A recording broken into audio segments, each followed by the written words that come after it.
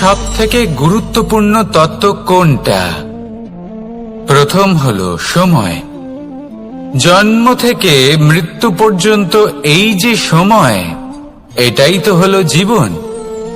দ্বিতীয় হলো জীবন, যাতে আমরা সময়ের সদ্ব্যবহার করি, শ্রেষ্ঠ থেকে শ্রেষ্ঠতর কাজ করার চেষ্টা করি, বহু বছরের এই পরম্পরা, এই সংস্কৃতিকে এগিয়ে নিয়ে যাওয়ার চেষ্টা করি, এই সংসারে আমরা অংশগ্রহণ করতে চেষ্টা করি।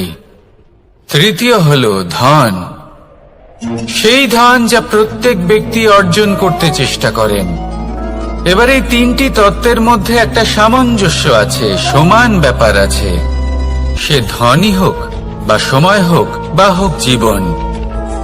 আর সেই সমান ব্যাপার হলো যে যদি আপনি এটা গণনা করতে থাকেন তাহলে তা কমতে থাকে, যদি আপনি এটা ব্যবহার করেন তাহলে তা বাড়তে থাকে। একে সংগঠিত করে রাখতে চেষ্টা করলে এ হাত থেকে ফসকে যায়, কিন্তু যদি আপনি একে সামলে রাখতে শিখে যান তাহলে এমন কাজ করবেন যাতে সংসারের সাথে সাথে পরবর্তী প্রজন্ম লাভবান হবে।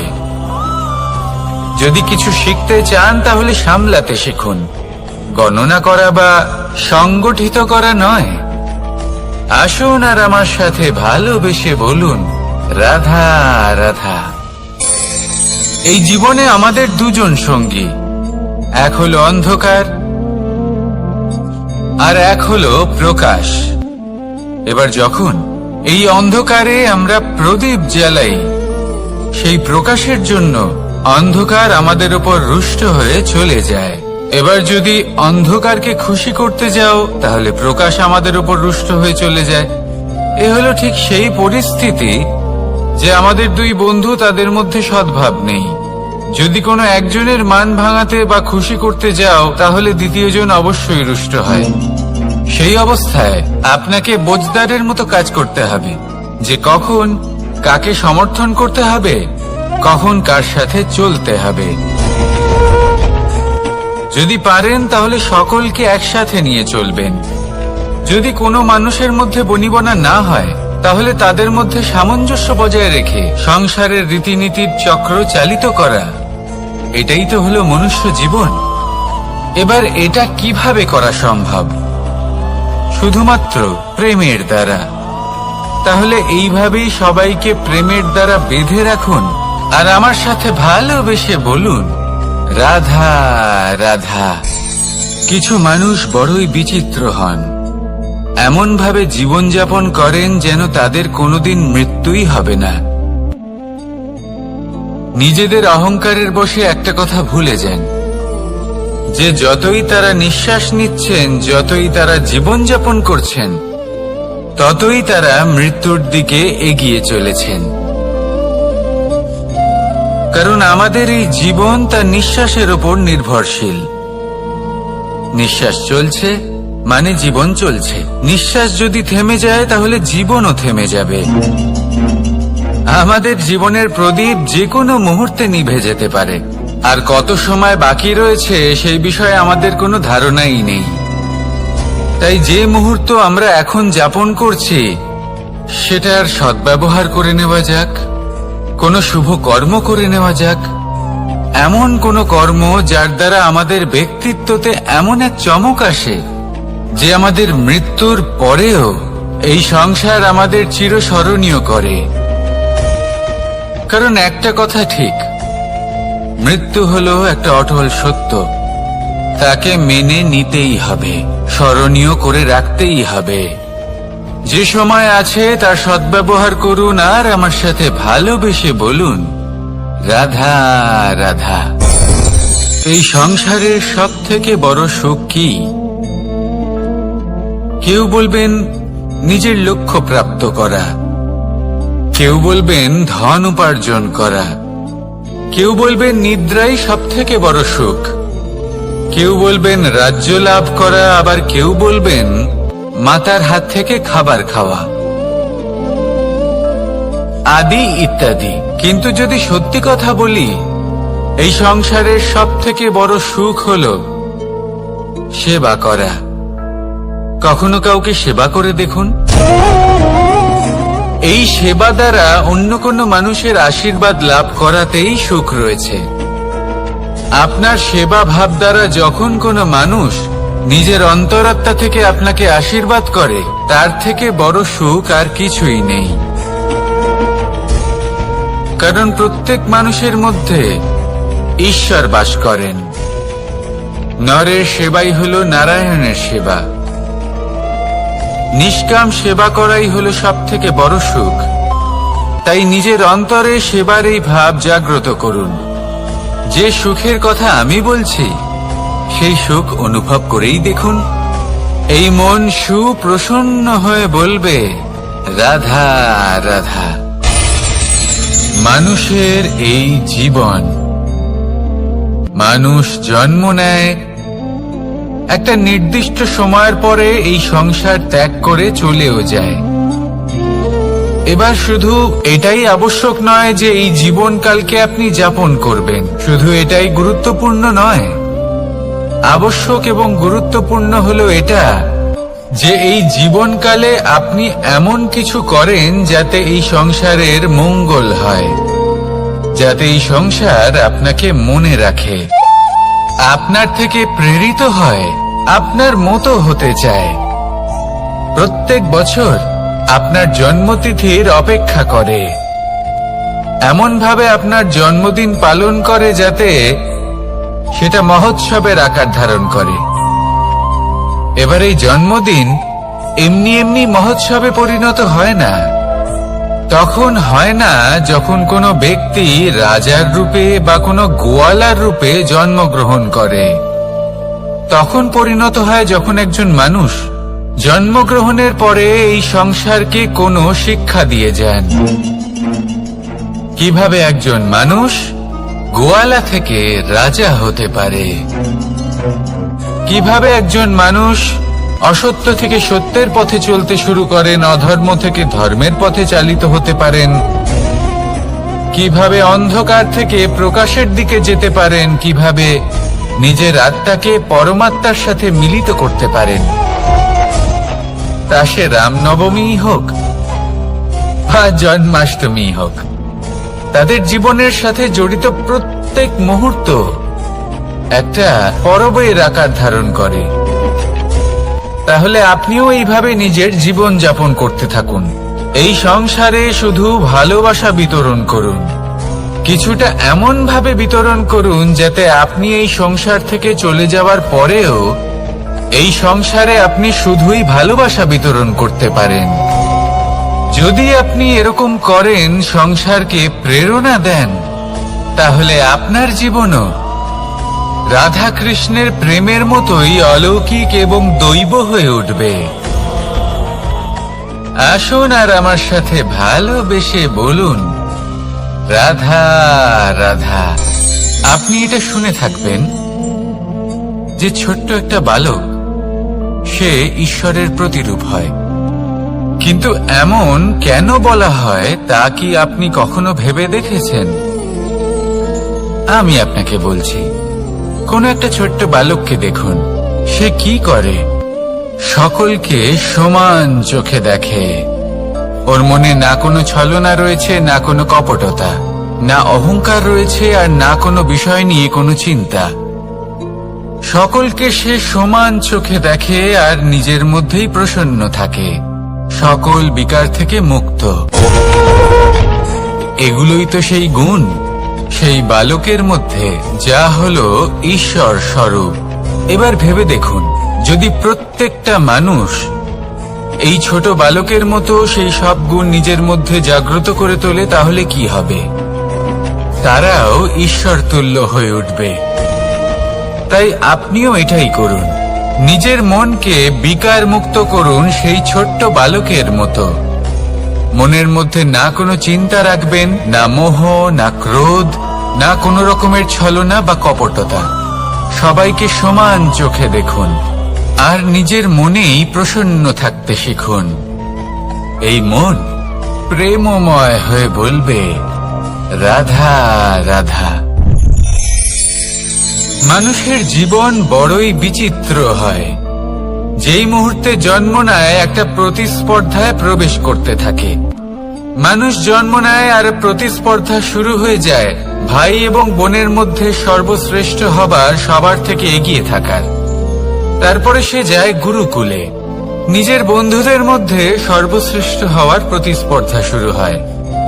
এবার সেখান থেকে বাইরে বেরিয়ে সংসার জীবনে প্রবেশ করে ধন উপার্জনের প্রতিস্পর্ধা শুরু হয়।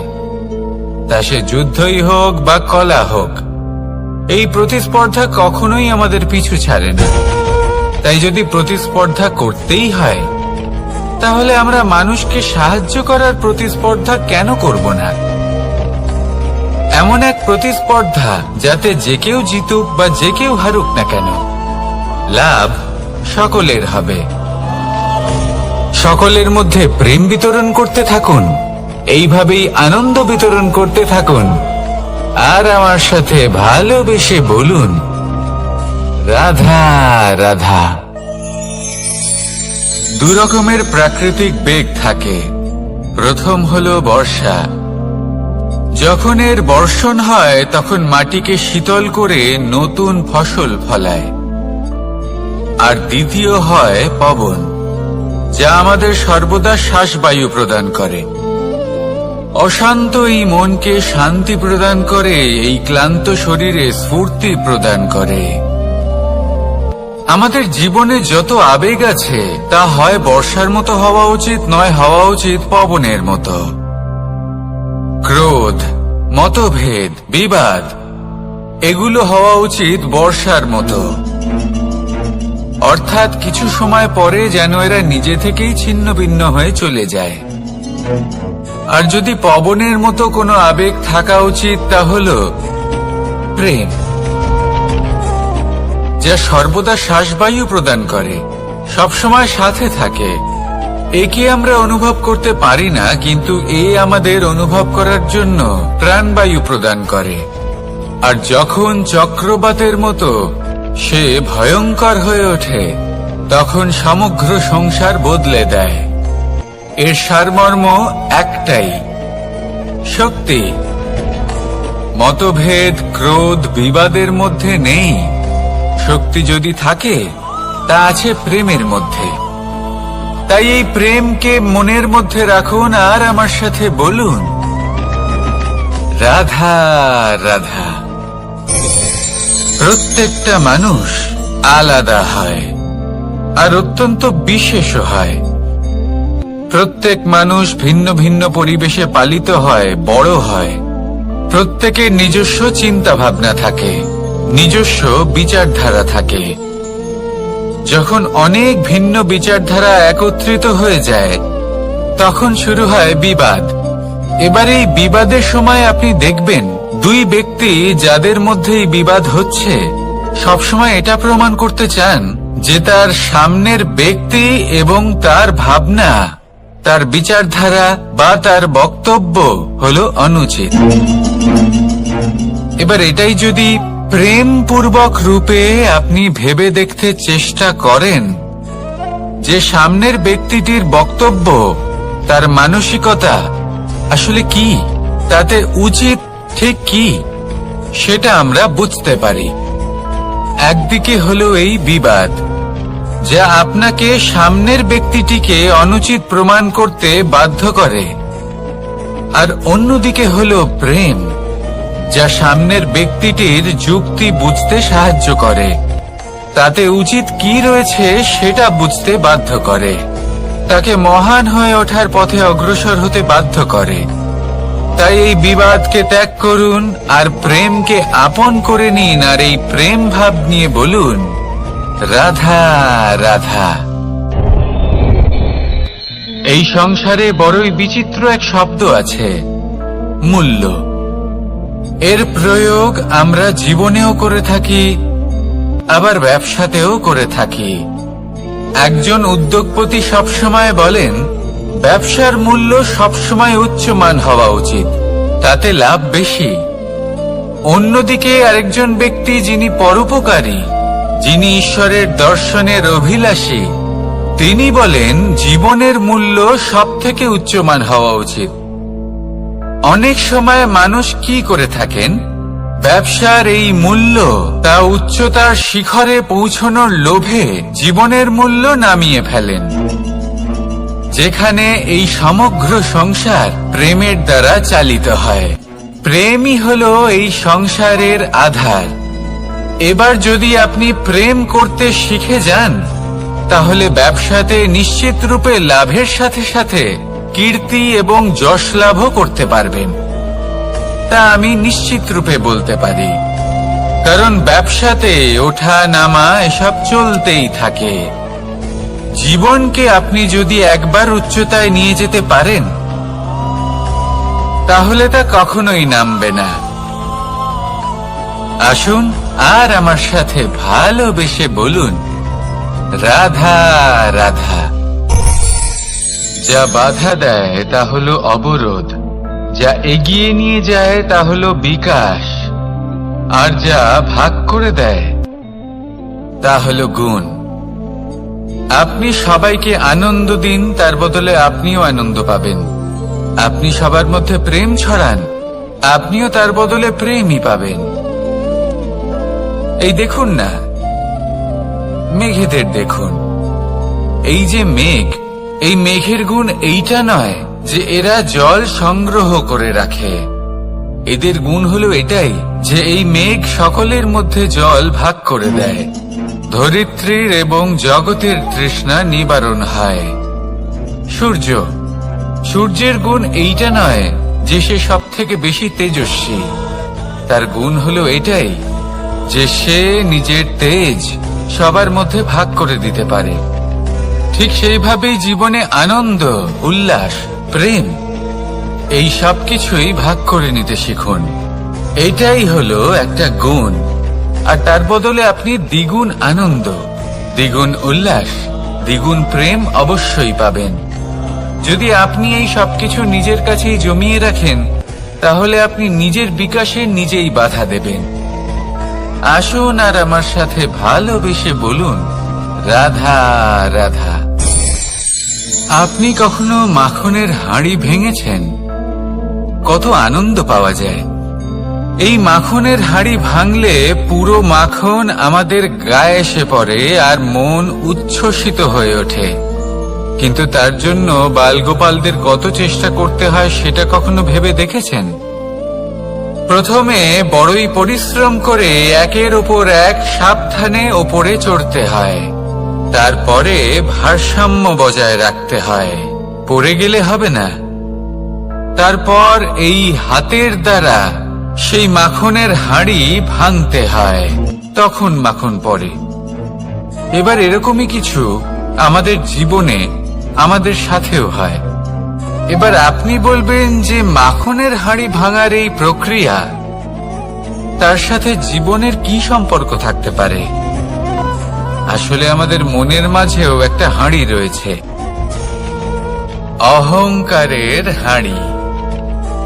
আর এই অহংকারের হাঁড়ি যখন ভেঙে যায়, তখন প্রসন্ন হবার আনন্দ চতুর্দিকে ছড়িয়ে পড়ে।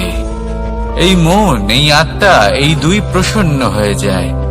কিন্তু তার জন্য আপনাদেরকেও বালগোপালের মতো চেষ্টা করে যেতেই হবে, ভারসাম্য বজায় রাখতেই হবে মনের মাঝে এবং এই বুদ্ধিতে, ভালো এবং মন্দের মধ্যে, লোভ এবং পরমার্থের মধ্যে।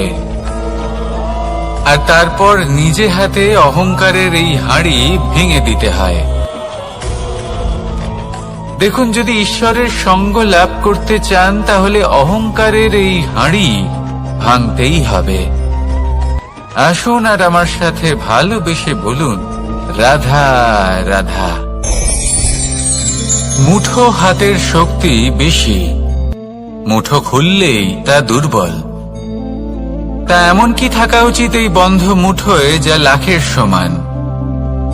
মানসিকতা এবং স্বপ্ন। মানুষ জন্মগ্রহণ করে, তার মানসিকতা সময়ের সাথে উন্নত হয়।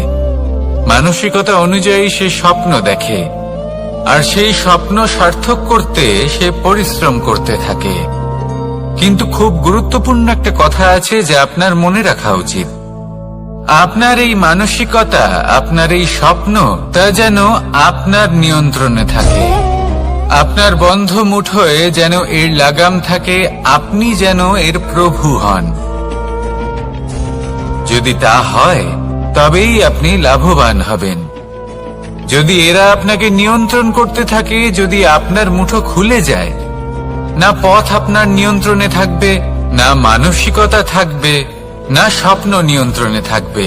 আর যদি তাই হয় তাহলে আপনি আপনার ভবিষ্যৎ নষ্ট করে ফেলবেন। তাই নিয়ন্ত্রণ করতে শিখুন নিজের বিচার বুদ্ধি, নিজের মানসিকতা, নিজের স্বপ্নকে। নিজের এই স্বপ্ন পূরণ করুন আর আমার সাথে ভালোবেসে বলুন, রাধা রাধা। এই সংসারের সব থেকে কঠোর ধাতুর মধ্যে একটি হলো লোহা। লোহা দিয়ে আমরা অনেক অস্ত্র শস্ত্র লাভ করি, অনেক বস্তুও লাভ করি। এবার এই লোহাকে কাটার জন্য, একে কোনো আকার দেওয়ার জন্য কি প্রয়োগ করতে হয়? লোহা। এবার এই কথাটা আমরা সকলেই জানি যে লোহার দ্বারাই লোহাকে কাটতে হয়। এবার এই কথা আমি আপনাকে কেন বলছি? এরপরে খুব বড় একটা প্রশ্ন আসে, যা খুব বড় শিক্ষা দিয়ে যায়। এটা কেন হয় যে আমরা একটা লোহা দিয়ে একটা লোহাতে আঘাত করছি, কিন্তু যে লোহা দ্বারা আঘাত করছি তার আকার বদলাচ্ছে না, যার ওপর প্রহার করছি তার আকার বদলাচ্ছে? এতে পার্থক্যটা কোথায়? পার্থক্য হলো তাপমাত্রার। দেখুন, যে লোহাকে আমরা কাটতে চাই তার তাপমাত্রা বাড়াতে হয়, তাকে গরম করতে হয়। আর যে লোহা দ্বারা আমরা আঘাত করতে চলেছি সেই লোহা আমাদের ঠান্ডা রাখতে হয়। অর্থাৎ ঠান্ডা লোহা গরম লোহাকে কেটে দেয়। এবার এই শিক্ষা কি আমাদের জীবনে যথেষ্ট নয়? আমাদের জীবনে অনেক সমস্যা আসতে পারে, কিন্তু আমাদের এই বিষয়ে বিশেষ খেয়াল রাখতে হবে যে আমাদের মনকে আমরা যেন ঠান্ডা রাখি, এই মস্তিষ্ককে শান্ত রাখতে হবে। যদি আমরা ক্রোধ বা ঈর্ষার আগুনে জ্বলতে থাকি, বিদ্বেষের আগুনে জ্বলতে থাকি, তাহলে আমরাও সেই লোহার মতোই হয়ে যাব যার তাপমাত্রা অত্যন্ত বেশি। তখন যে কেউ এসে আমাদের বিচ্ছিন্ন করে চলে যাবে। মনে রাখবেন, যিনি যত বেশি স্থির বুদ্ধির অধিকারী, যিনি হলেন সব থেকে বেশি শান্ত, তিনি হলেন সব থেকে বেশি বলশালী। তাহলে শান্ত থাকুন আর আমার সাথে ভালোবেসে বলুন, রাধা রাধা। এই সমগ্র সংসারের সব থেকে গুরুত্বপূর্ণ ব্যক্তি কে? স্বয়ং আপনি। নিজের জন্য তো বটেই, তাই না? কারণ যখন আপনি জন্মগ্রহণ করেন, নিজের চোখ খোলেন, এই সংসারে আসেন, তখনই তো এই সংসারকে আপনি দেখতে পান, অনুভব করতে পারেন। এখানকার আবেগ, এখানকার মানুষজন তখন থেকেই অনুভব করেন। যদি আপনি না থাকেন তাহলে এই সংসারের অস্তিত্ব আপনার কাছে শূন্যের সমান, তাই না? আপনি না থাকলে এই সংসারও আপনার কাছে নেই। এবার সবাই বলবেন যে এ তো সত্যি কথা, সেই অনুযায়ী তো আমার স্বার্থপর হওয়া উচিত, অহংকারী হওয়া উচিত, কারণ আমার কাছে আমি তো সবকিছু। দৃষ্টিভঙ্গি পাল্টে দেখুন, আপনার কাছে সব থেকে বেশি গুরুত্বপূর্ণ ব্যক্তি কে? আপনি নিজেই। সেই মানুষটি কেমন হওয়া উচিত একটু ভেবে দেখুন। সব সময় সকলকে সাহায্য করুন, একসাথে মিলে পরিশ্রম করুন, সাহায্য করুন অন্যদেরকে। এটা অতি আবশ্যক। এবং তার থেকেও বেশি গুরুত্বপূর্ণ হলো এটাই যে আপনার মনে যেন কখনো এই বিষয়ে ভয় না থাকে যে আমি আমার প্রিয়জনদের, আমার কাছের মানুষগুলিকে হারিয়ে ফেলব। এই ভয় কখনোই মনের মধ্যে থাকা উচিত নয়। যদি ভয় থাকে তাহলে থাকুক এই বিষয়ে যে সকল মানুষ আমার জীবন থেকে, আমার থেকে দূরে চলে যাচ্ছেন, তাদের বাধা দিতে দিতে আমি যেন নিজেকেই না হারিয়ে ফেলি। নিজের অস্তিত্বকেই না হারিয়ে ফেলি, নিজের ব্যক্তিত্বকে, নিজের বিচারধারাকে, নিজের করুণার শক্তি না হারাই, তাহলে এই ভয় ত্যাগ করুন আর আমার সাথে ভালোবেসে বলুন, রাধা রাধা। মানুষের দুটো রূপ রয়েছে।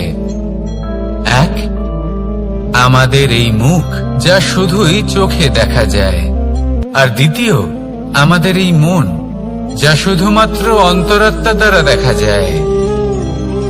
এবার আমাদের এই মুখ, তা ঈশ্বর সকলকেই আগে থেকেই প্রদান করেছেন, কিন্তু এই মন কেমন হবে তা আমাদের জীবনের অনুভূতি এবং আমাদের জীবনের লক্ষ্য এগুলি সুনিশ্চিত করে। অর্থাৎ নেত্র দিয়ে দেখা যায় আমাদের এই মুখ, তা শুধুই এই কারণে প্রয়োজন যাতে সংসার আমাদের দেখতে পায়, আমাদের চিনতে পারে। কিন্তু যদি এই সংসারে আপনি প্রকৃত অর্থে মান সম্মান লাভ করতে চান, তাহলে নিজের অন্তরাত্মাকে আপনাকে বিকশিত করতেই হবে। দেখুন, কথায় আছে এই যে অসুর, তা শারীরিকভাবে উপস্থিত নয়, তা মনের মধ্যে থাকে। যদি এই মন থেকে অসুরকে বের করে দেওয়া যায়, তাহলে শরীরে তা উপস্থিত থাকবেই না। তাই মনকে শুদ্ধ করুন আর আমার সাথে ভালোবেসে বলুন, রাধা রাধা। প্রয়াস, পরিশ্রম, এই শব্দগুলি শুনতে হয়তো ছোট মনে হয়, কিন্তু এর মূল্য অনেকটাই অধিক। এবার প্রয়াসও কিন্তু দুই ধরনের হয়। একটা প্রয়াস তাই যা আমরা নিজের মন থেকে, অন্তর থেকে সমগ্র শক্তি দিয়ে করার চেষ্টা করি। এবারে এই প্রয়াস প্রচেষ্টার নামান্তর। কিছু প্রয়াস এমনও হয় যেমন দ্রুতক্রীড়া খেলা। মানুষ বলেন, আজ একটু প্রয়াস করি, একটু দ্রুতক্রীড়া খেলেই দেখি, যদি বিজয়ী হই তবে ভালো ব্যাপার, যদি না হই তবে আর কখনো খেলবো না। এটাও কিন্তু প্রয়াস, কিন্তু এই প্রয়াস পরিশ্রম নয়।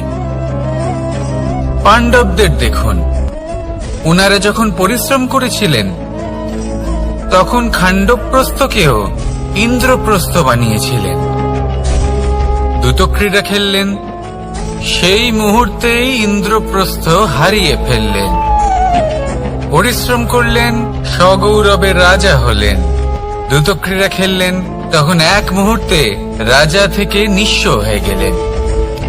সারমর্ম এটাই যে দ্রুতক্রীড়া কখনো কখনো আপনার মিত্র হতে পারে, কখনো সে আপনাকে বিজয়ী করতে পারে, কিন্তু প্রয়াস এবং পরিশ্রম যখন একসাথে মিলিত হয়, তখন তা সর্বদাই আপনার সাথে থাকে। প্রয়াস করতে থাকুন, পরিশ্রম করতে থাকুন, আর আমার সাথে ভালোবেসে বলুন, রাধা রাধা। মানুষ কখনো কখনো সময়কে নিয়ন্ত্রণ করতে চেষ্টা করে, কখনো কখনো সময়ের গুরুত্ব বুঝতে পারে না। এটা ভাবে যে এই কিছু মুহূর্ত কেটে যাক, একে অতিবাহিত করি, তাহলে কি বা হবে, কয়েকটা মুহূর্ত মাত্র। কিন্তু তা নয়। আজকের একটা মুহূর্ত ভবিষ্যতের অনেক বড় পরিবর্তনের ভিত হতে পারে। আজকের একটা মুহূর্ত আপনার ভবিষ্যৎকে উজ্জ্বল করে তুলতে পারে। সেই জন্য ছোট ছোট মুহূর্তগুলিকে অদেখা করবেন না। সময়কে কাজে লাগান, পূর্ণরূপে কাজে লাগান। এবার যদি আপনি কাউকে সাহায্য করতে চান আর সেই কারণেই যদি থেমে থাকেন, তাহলে ঠিক আছে, কারণ আপনি কাউকে সাহায্য করে তার জীবনকে আরো ভালো করে তুলতে চাইছেন, আরো শ্রেষ্ঠ করতে চাইছেন। এই পুণ্য, এই কর্ম ফিরে আপনার কাছেই আসবে আর আপনার জীবনকে শুভ করে তুলবে। কিন্তু যদি আপনি আলস্যের কারণে থেমে থাকেন এবং কিছুই না করেন, সময় নষ্ট করেন, তাহলে কিন্তু একটাই ঘটনা ঘটবে, আপনার ভবিষ্যৎ বিপদগ্রস্ত হয়ে পড়বে, আর কিছুই নয়। সেই জন্য এটা বোঝা প্রয়োজন যে কখন থামতে হবে এবং কেন থামতে হবে। যদি আপনার থামার কারণ এবং সময় অনুচিত হয়ে থাকে, তাহলে আপনার ভবিষ্যৎ কখনোই উচিত হতে পারে না। সেই জন্য সময়কে সম্মান করুন আর পূর্ণ ব্যবহার করতে শিখুন। আর আমার সাথে ভালোবেসে বলুন, রাধা রাধা। জীবনে সবসময় সেটা হয় না যা আমরা চাই, তেমন ভাবে হয় না যেমন ভাবে আমরা চাই। এবার তাতে আমরা দুঃখ পাই, নিরাশ হয়ে পড়ি, ভাগ্যকে দোষ দিই অথবা অন্য কাউকে বা নিজেকে। কিন্তু সত্যটা কি সেটা আমাদের জানতে হবে। এই সংসার নির্মিত হয়েছে পাহাড় দ্বারা এবং পাথর দ্বারা, তাই প্রত্যেক স্থানে ছোট ছোট ছোট ছোট নুড়ি পাথর তো অবশ্যই থাকবে। এগুলো এড়িয়ে যাওয়া সম্ভব নয়, আর এই কথাটা আমরা সকলে জানি। এবার এইভাবেই আমাদের জীবনে নানান রকমের সমস্যা লেগেই থাকে। এর হাত থেকে কোনোভাবেই নিস্তার পাওয়া সম্ভব নয়। একটা সমস্যা এড়াতে যান, দ্বিতীয় চলে আসবে, দ্বিতীয় সমস্যা এড়াতে যান, তৃতীয় চলে আসবে। কিন্তু সমস্যা জীবনে থাকবেই, আর আপনাকে সাহায্য করার জন্যই থাকবে কোনো না কোনো রূপে। আপনার চারপাশে পাথর আছে, এটা আপনার উপর নির্ভরশীল আপনি কি করবেন, কোন পথে অগ্রসর হবেন এবং কিভাবে অগ্রসর হবেন। এবার দেখুন, এটা তো সবসময় সম্ভব নয় যে আপনার পদতলে ফুলের চাদর থাকবে, এটা তো অসম্ভব। সেই জন্য উচিত এটাই হবে যে আপনি পাদুকা পরিধান করে জীবনে অগ্রসর হন। এর সারমর্ম এটাই, যখনই জীবনে সমস্যা আসবে দৃঢ় হয়ে সম্মুখীন হন এবং এটা বোঝার চেষ্টা করুন যে এই সমস্যা জীবনে কেন এলো, কি শিক্ষা দিয়ে গেল। আপনার মধ্যে দোষ অবশ্যই থাকবে, তাকে গুণে পরিবর্তিত করুন। এই জীবন আরো বেশি সহজ সরল হবে এবং প্রসন্ন হয়ে বলবে, রাধা রাধা। অনেক মানুষ আমাকে এসে বলেন যে কানাই, তোমার কথাগুলি তো আর কি বা বলি, তোমার কথা কি থেকে কি করে ফেলতে পারে, অসম্ভবকে সম্ভব করে ফেলতে পারে। এত শক্তি তোমার কথাতেই রয়েছে, তো অন্য কিছু করার কোনো প্রয়োজনই কোথায়? এবার ওনারা এই কথাটা বুঝতে পারেন না যে জ্ঞান শুধুমাত্র শব্দের সমন্বয় মাত্র। কিন্তু এর অর্থ কি সেটা জানার জন্য অনুভব করা প্রয়োজনীয়, সেই পথে চলা প্রয়োজনীয়। এই অভিজ্ঞতাই আপনাকে অর্থ বুঝিয়ে দেবে। ঠিক যেমন তুমি কর্ম করতে থাকো, ফলের চিন্তা করো না, এটা শুধুই শব্দ। এর সারমর্মটা কি, এর অর্থ কি সেটা বোঝার জন্য সেই পথে আপনাকে অগ্রসর হতেই হবে, সেটা যাপন করতে হবে, কর্ম করতে হবে নিরন্তর। এটা ভাবলে হবে না যে আমি কি আমার কর্মের ফল আদৌ পাবো কিনা, তবেই আপনি এই কথার অর্থ বুঝতে পারবেন। কখনো ভেবে দেখবেন, আমাদের বাড়িতে যারা জ্যেষ্ঠ আছেন, বড় আছেন, আমরা তাদের পুজো করি, তাদের সেবা করি, আমরা তাদের চরণ স্পর্শ করি। কেন? কারণ ওনাদের কাছে আমাদের থেকে অনেক বেশি জীবনের অভিজ্ঞতা থাকে। জীবনে শুধুমাত্র জ্ঞান শোনাটা প্রয়োজনীয় নয়, তা বুঝতে পারা প্রয়োজনীয়। তা যদি যাপন করেন তবেই অভিজ্ঞতা হবে, তবেই প্রকৃত অর্থ বুঝতে পারবেন। তাহলে জ্ঞান শুধু শুনবেন না, বুঝুন, তাকে আচরণে আনুন এবং আমার সাথে ভালোবেসে বলুন, রাধা রাধা। এই সংসারের সব থেকে গুরুত্বপূর্ণ তত্ত্ব কোনটা? প্রথম হলো সময়। জন্ম থেকে মৃত্যু পর্যন্ত এই যে সময়, এটাই তো হলো জীবন। দ্বিতীয় হলো জীবন, যাতে আমরা সময়ের সদ্ব্যবহার করি, শ্রেষ্ঠ থেকে শ্রেষ্ঠতর কাজ করার চেষ্টা করি। বহু বছরের এই পরম্পরা, এই সংস্কৃতিকে এগিয়ে নিয়ে যাওয়ার চেষ্টা করি। এই সংসারে আমরা অংশগ্রহণ করতে চেষ্টা করি। তৃতীয় হলো ধন, সেই ধন যা প্রত্যেক ব্যক্তি অর্জন করতে চেষ্টা করেন। এবার এই তিনটি তত্ত্বের মধ্যে একটা সামঞ্জস্য আছে, সমান ব্যাপার আছে। সে ধনই হোক বা সময় হোক বা হোক জীবন। আর সেই সমান ব্যাপার হলো যে যদি আপনি এটা গণনা করতে থাকেন তাহলে তা কমতে থাকে, যদি আপনি এটা ব্যবহার করেন তাহলে তা বাড়তে থাকে। একে সংগঠিত করে রাখতে চেষ্টা করলে এ হাত থেকে ফসকে যায়, কিন্তু যদি আপনি একে সামলে রাখতে শিখে যান তাহলে এমন কাজ করবেন যাতে সংসারের সাথে সাথে পরবর্তী প্রজন্ম লাভবান হবে। যদি কিছু শিখতে চান তাহলে সামলাতে শিখুন, গণনা করা বা সংগঠিত করা নয়। আসুন আর আমার সাথে ভালোবেসে বলুন, রাধা রাধা। এই জীবনে আমাদের দুজন সঙ্গী, এক হলো অন্ধকার আর এক হলো প্রকাশ। এবার যখন এই অন্ধকারে আমরা প্রদীপ জ্বালাই, সেই প্রকাশের জন্য অন্ধকার আমাদের উপর রুষ্ট হয়ে চলে যায়।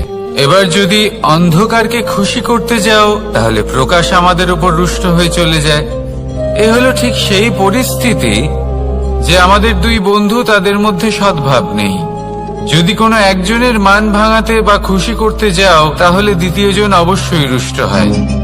সেই অবস্থায় আপনাকে বোঝদারের মতো কাজ করতে হবে যে কখন কাকে সমর্থন করতে হবে, কখন কার সাথে চলতে হবে। যদি পারেন তাহলে সকলকে একসাথে নিয়ে চলবেন। যদি কোনো মানুষের মধ্যে বনিবনা না হয় তাহলে তাদের মধ্যে সামঞ্জস্য বজায় রেখে সংসারের রীতিনীতির চক্র চালিত করা, এটাই তো হলো মনুষ্য জীবন। এবার এটা কিভাবে করা সম্ভব? শুধুমাত্র প্রেমের দ্বারা। তাহলে এইভাবেই সবাইকে প্রেমের দ্বারা বেঁধে রাখুন আর আমার সাথে ভালোবেসে বলুন, রাধা রাধা। কিছু মানুষ বড়ই বিচিত্র হন, এমন ভাবে জীবনযাপন করেন যেন তাদের কোনোদিন মৃত্যুই হবে না। নিজেদের অহংকারের বশে একটা কথা ভুলে যান যে যতই তারা নিঃশ্বাস নিচ্ছেন, যতই তারা জীবনযাপন করছেন, ততই তারা মৃত্যুর দিকে এগিয়ে চলেছেন। কারণ আমাদের এই জীবন তার নিঃশ্বাসের ওপর নির্ভরশীল। নিঃশ্বাস চলছে মানে জীবন চলছে। নিঃশ্বাস যদি থেমে যায় তাহলে জীবনও থেমে যাবে।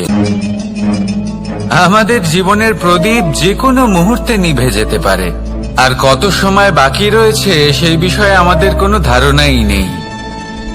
তাই যে মুহূর্ত আমরা এখন যাপন করছি সেটার সদ্ব্যবহার করে নেওয়া যাক, কোনো শুভ কর্ম করে নেওয়া যাক, এমন কোনো কর্ম যার দ্বারা আমাদের ব্যক্তিত্বতে এমন এক চমক আসে যে আমাদের মৃত্যুর পরেও এই সংসার আমাদের চিরস্মরণীয় করে। কারণ একটা কথা ঠিক, মৃত্যু হলো একটা অটল সত্য, তাকে মেনে নিতেই হবে, স্মরণীয় করে রাখতেই হবে। যে সময় আছে তার সদ্ব্যবহার করুন আর আমার সাথে ভালোবেসে বলুন, রাধা রাধা। এই সংসারের সব থেকে বড় সুখ কি?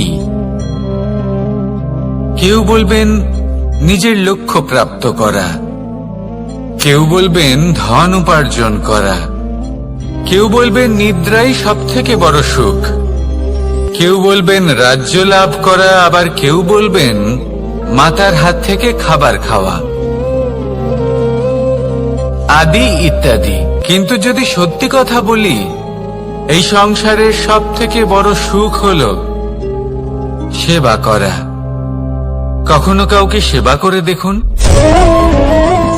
এই সেবা দ্বারা অন্য কোনো মানুষের আশীর্বাদ লাভ করাতেই সুখ রয়েছে। আপনার সেবা ভাব দ্বারা যখন কোনো মানুষ নিজের অন্তরাত্মা থেকে আপনাকে আশীর্বাদ করে, তার থেকে বড় সুখ আর কিছুই নেই। কারণ প্রত্যেক মানুষের মধ্যে ঈশ্বর বাস করেন। নরের সেবাই হলো নারায়ণের সেবা। নিষ্কাম সেবা করাই হলো সব থেকে বড় সুখ। তাই নিজের অন্তরে সেবার এই ভাব জাগ্রত করুন। যে সুখের কথা আমি বলছি, সেই সুখ অনুভব করেই দেখুন। এই মন সুপ্রসন্ন হয়ে বলবে, রাধা রাধা। মানুষ অসুস্থ কেন হন? শারীরিক দুর্বলতার কারণে? না, মানুষ অসুস্থ হন তার মানসিকতার কারণে, তার বিবেকের কারণে, তার কর্মের কারণে, তার ক্রোধের কারণে। আর যখন কেউ সুস্থ হন, ঠিক হয়ে যান, তার মানে এটা নয় যে শুধু ওষুধের জন্য তিনি সুস্থ হয়েছেন। না, এটা কারোর তার প্রতি প্রেমের প্রভাব, বিশ্বাসের প্রভাব, সম্বলের প্রভাব। শুধুমাত্র ওষুধ দিয়ে কিছুই হয় না। যদি মনে প্রেম থাকে, বিবেক থাকে, বিশ্বাস থাকে, সম্বল থাকে, তবেই সেই ওষুধ কাজ করতে পারে। তাই মনে রাখবেন, এই জীবন হলো অত্যন্ত ছোট। মনে প্রেম ভাব রাখুন, মিত্রতা করুন, শত্রুতা নয়। ভালোবাসুন, বিদ্বেষ নয়। আর এই ভালোবাসার সাথেই বলুন, রাধা রাধা। জীবন, এই জীবনের সত্য কি? জন্ম, যেখান থেকে জীবন আরম্ভ হয়, নাকি সমাপ্তি? মৃত্যু, যেখানে জীবন শেষ হয়ে যায়। জীবনের সত্য এটা নয়, সবকিছু এটা নয়।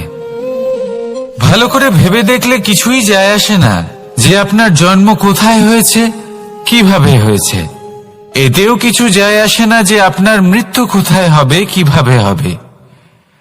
যায় আসে তখন, গুরুত্বপূর্ণ হলো এটাই, যে জীবন আপনি যাপন করেছেন তার উদ্দেশ্য কি ছিল, কি ভাবনা নিয়ে আপনি বেঁচেছেন। এখন যদি আপনি এমন কিছু করেন যার দ্বারা এই সংসার আপনার থেকে জীবন যাপনের প্রেরণা পেতে পারে, মৃত্যুর পরেও আপনার কর্ম দেখে তা স্মরণ করে জীবনে বাঁচতে শেখেন, তাহলে তার তাৎপর্য হলো আপনি নিজের কর্মের দ্বারা, নির্বাচনের দ্বারা অমর হয়ে গেছেন। দেখুন, জীবনে দুশ্চিন্তা করা হলো বৃথা, মৃত্যুর ভয়ও হলো বৃথা। কারণ আত্মা কখনো মরে না, তাকে কেউ শেষ করতে পারে না। না কাল, না মৃত্যু, আর না সময়। যদি এমন কিছু থাকে যা আপনার আত্মাকে শেষ করে দিতে পারে, তাহলে তা আপনারই নিজের দুষ্কর্ম। তাই এই যে জীবনকাল আপনার কাছে রয়েছে, তাতে শুধু শুভ কর্ম করুন, দুশ্চিন্তা করা ত্যাগ করুন। এমন কর্ম করুন যা দেখে সংসার উচিত পথে চলে আসবে, শুভ কর্ম করবে। যদি আপনার মৃত্যুর পরে সংসার আপনাকে স্মরণ করে শিক্ষা লাভ করে, উচিত পথে চলে, প্রেরিত হয়, তাহলে আপনিও অমর হয়ে যাবেন। আসুন আমার সাথে ভালোবেসে বলুন, রাধা রাধা। কথায় আছে, যা কিছু অন্তর থেকে নিঃসৃত হয় তা অশুভ হয় না। অশুভ হলো সেই বোধ, সেই ইচ্ছে যা অন্তর থেকে নিঃসৃত হলেও কখনোই বিবেকের দ্বারা পরখ করা হয় না। এমনই একটা অনুভূতি হলো ক্রোধ। এই ক্রোধ আপনার বিবেকই হরণ করে নেয়, আপনার করুণা হরণ করে নেয়। আপনি ভাবনা চিন্তা করার যোগ্যতাই হারিয়ে ফেলেন। এবার যদি আপনি সংসারকে নিয়ন্ত্রণ করতে চান, ভবিষ্যতের ওপর নিয়ন্ত্রণ রাখতে চান, বর্তমানের ওপর নিয়ন্ত্রণ রাখতে চান, তাহলে প্রথমে নিজের ক্রোধের উপর নিয়ন্ত্রণ করা শিখতে হবে, কারণ এই ক্রোধ আপনার বন্ধু নয়, এ আপনার শক্তি নয়, এ হলো আপনার দুর্বলতা, আর এটা শত্রুর শক্তি বাড়িয়ে তোলে, আর শেষ পর্যন্ত ক্ষতি আপনারই হয়। তাই এই ক্রোধকে নিজের নিয়ন্ত্রণে রাখুন। অশুভ মন্তব্য আপনা থেকেই অসফল হয়ে যাবে। আসুন আমার সাথে ভালোবেসে বলুন, রাধা রাধা।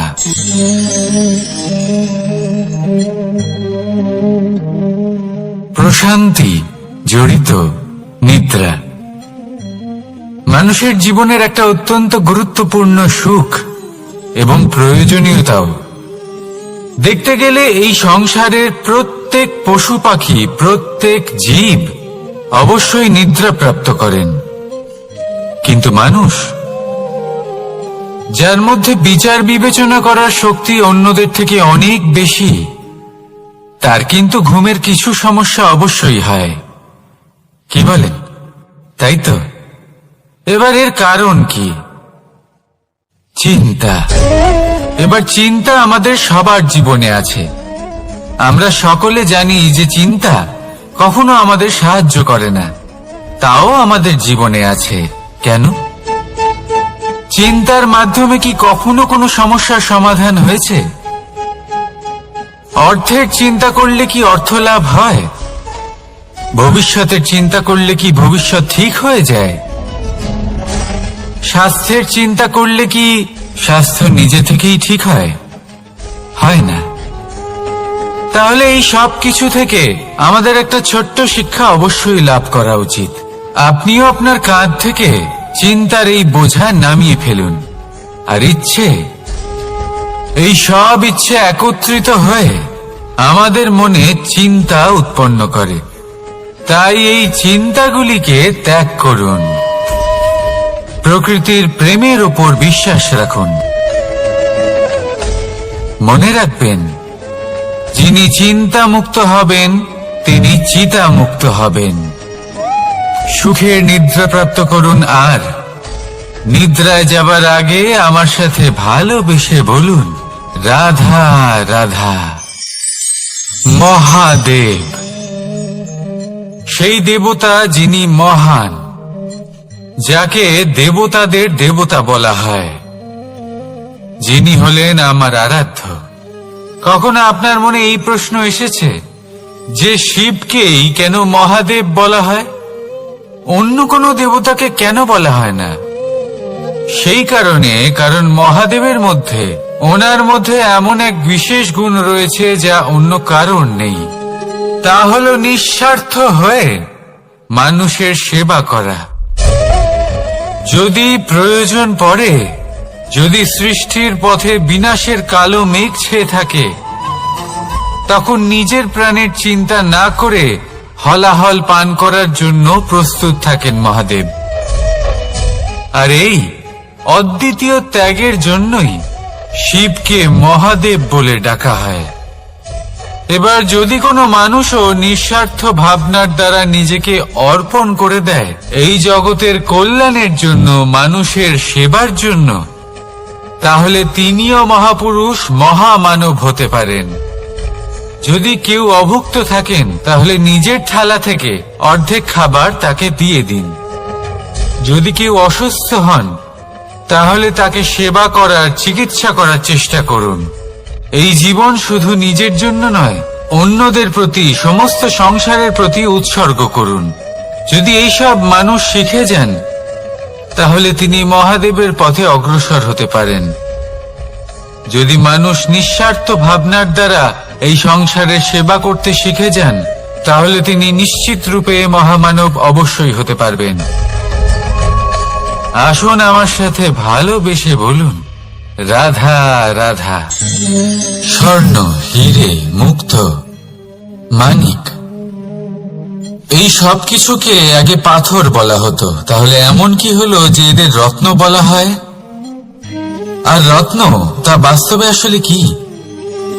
এটা হলো সেই পাথর যাকে আগে আগুনের তাপ সহ্য করতে হয়েছে, পরখ করা হয়েছে, যাচাই করা হয়েছে, এদের কাটার চেষ্টা করা হয়েছে, কিন্তু তারা কখনোই নষ্ট হয়নি, বরং তারা আরো উদ্ভাসিত হয়েছে, আরো উজ্জ্বল হয়েছে, এই সংসারে আরো প্রকাশ ছড়িয়ে দিয়েছে। সেই জন্য এরা হলো এত অমূল্য, সেই জন্য এরা হলো বহুমূল্য, সেই জন্য এদের রত্ন বলা হয়। এবার মানুষের কাছেও এই নির্বাচনের অধিকার রয়েছে যে আমরা শুধু পাথর হয়ে থাকব নাকি রত্ন হয়ে থাকব। কিভাবে? আমাদের জীবনেও অনেক সমস্যা রয়েছে, বাধা আছে, বিপত্তি আছে। আমরা সেই বাধার তাপে উত্তপ্ত হই, এই সমস্যা আমাদের কাটার চেষ্টা করে। অনেক মানুষ বিভিন্ন পরিস্থিতি আমাদের ভাঙার চেষ্টা করে, কিন্তু আমাদের নষ্ট হলে চলবে না। যেভাবে এই রত্ন সমস্যার সম্মুখীন হয়ে পাথর থেকে রত্ন হয়েছে, সেইভাবেই আমাদেরও আমাদের সমস্যার সম্মুখীন হয়ে রত্ন হয়ে উঠতে হবে। এই সংসারে প্রকাশের স্রোত হয়ে উঠতে হবে। তাহলে এটাই করুন আর আমার সাথে ভালোবেসে বলুন, রাধা রাধা। সংসারে সব থেকে বড় শক্তি আসলে কি? কেউ বলবেন শারীরিক শক্তি, কেউ বলবেন অস্ত্রের শক্তি, কেউ বলবেন জ্ঞানের শক্তি। ঠিক আছে, কিন্তু যদি আমি বলি সংসারের সব থেকে বড় শক্তি হলো শক্তি কোনো এক তথ্যের, আগে হ্যাঁ, তথ্য। এই তথ্য নিজেই কিন্তু খুব শক্তিশালী, অত্যন্ত শক্তিশালী অস্ত্র হলো এই তথ্য। আর সত্যি বলতে অনুচিত তথ্যের থেকে অনেক বেশি ঘাতক হলো অসম্পূর্ণ তথ্য। যেরকম আজ শাম্ব রুক্মির সাথে করেছে, ওকে অসম্পূর্ণ তথ্য দিয়েছে, তার ফলে বিনাশ হলো। যদি এইভাবেই আপনার কাছেও কোনো অসম্পূর্ণ তথ্য আসে, আর যদি আপনি তা পরখ না করে দেখেন, যাচাই না করে দেখেন, আর নিজের কর্ম করেন, তাহলে উত্থানের বদলে আপনি পতনের সম্মুখীন হবেন। বিকাশের বদলে আপনার বিনাশ হয়ে যাবে। মনে রাখবেন একটা অত্যন্ত গুরুত্বপূর্ণ কথা, সঠিক তথ্য পাওয়া সঠিক তথ্য দেওয়ার থেকে অনেক বেশি গুরুত্বপূর্ণ। আশা করি এই কথা আপনি বুঝেছেন। জীবনে যখনই কোনো তথ্য আপনি পাবেন, সেই বিষয়ে ভেবে দেখুন, পরখ করে দেখুন, যাচাই করুন, তারপর নিজের কর্ম করুন। আর আমার সাথে ভালোবেসে বলুন, রাধা রাধা। ধর্ম এবং প্রেম, এই দুই হলো একই মুদ্রার দুই পিঠ। যদি এদের মধ্যে কোনোটা নষ্ট হয়ে যায়, তাহলে দ্বিতীয়টাও থাকে না। কখনো ভেবেছেন এমন কেন হয়? তার জন্য আগে আপনাকে বুঝতে হবে যে ধর্ম আসলে কি। ধর্ম সেটাই যা এই সংসারের প্রত্যেক মানুষকে একে অপরের সাথে সুখ এবং শান্তিতে থাকতে প্রেরণা যোগায়। এই প্রেরণার আধার হলো প্রেম। প্রেম সেটাই যা আপনার মধ্যে অন্য কারোর প্রতি করুণাবোধ জাগিয়ে তোলে, সম্মান জাগিয়ে তোলে। এবার যদি প্রেম চলে যায়, তাহলে সবার আগে বিনাশ হবে সম্মান আর করুণাবোধের। এবার যেখানে না প্রেম রয়েছে, না সম্মান রয়েছে, না করুণা রয়েছে, সেখানে ধর্ম কিভাবে বাস করবে? অশুভ ইচ্ছে জাগ্রত হয়ে ওঠে, ক্রোধ জাগ্রত হয়ে ওঠে, অহংকার জাগ্রত হয়ে ওঠে, আর তারপর আরম্ভ হয় অধর্মের। তাই যা যা ভাবনা আপনার অন্তরে প্রবেশ করছে, করতে দিন, কিন্তু যাই হোক না কেন, এই প্রেমকে নিজের থেকে দূরে যেতে দেবেন না। এই প্রেমকে চিরকাল নিজের কাছে রাখুন, নিজের হৃদয়। আর এই প্রেম ভাব নিয়ে বলুন, রাধা রাধা। এই সংসারে আমাদের জীবনের সব থেকে বড় দোষ কি আপনি জানেন? কেউ বলবেন লোভ, কেউ বলবেন লালসা, কেউ বলবেন অসত্য। দেখুন, দুঃখের মূল কারণ হলো পরিশ্রম না করা। কিছু মানুষ ভাবেন যে আমি জীবনে কোনো পরিশ্রম করব না, অথচ আমি সবকিছু প্রাপ্ত করতে চাই। আর এমন এক কারণের জন্যই দূতের মতো খেলা আমাদের জীবনে প্রবেশ করার সুযোগ পায়। দূত, এই দূত আসলে কি? দূত অর্থাৎ কোনো পরিশ্রম ছাড়াই অন্য কেউ পরিশ্রম করে যা অর্জন করেছেন, যে সুখ সুবিধা অর্জন করেছেন, তা নিজের জন্য শুধুমাত্র একটা খেলার মাধ্যমে নিজের করে নেবার ইচ্ছে। আর এই ইচ্ছে অত্যন্ত বিনাশকারী হতে পারে।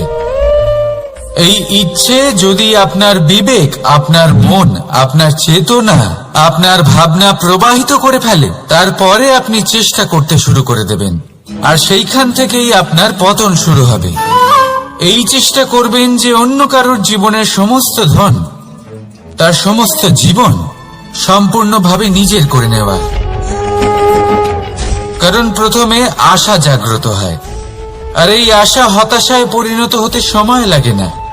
এই হতাশা কুণ্ঠায় পরিণত হতে সময় লাগে না, কুণ্ঠা লোভে পরিণত হতে সময় লাগে না, আর এই লোভ প্রতিশোধ স্পৃহাতে পরিণত হতে সময় লাগে না। আর যখন এই সব কিছু হয়, আপনি দুষ্ট হয়ে যান। আর সবাই জানেন যে প্রত্যেক দুষ্ট ব্যক্তির পতন হলো অবশ্যম্ভাবী।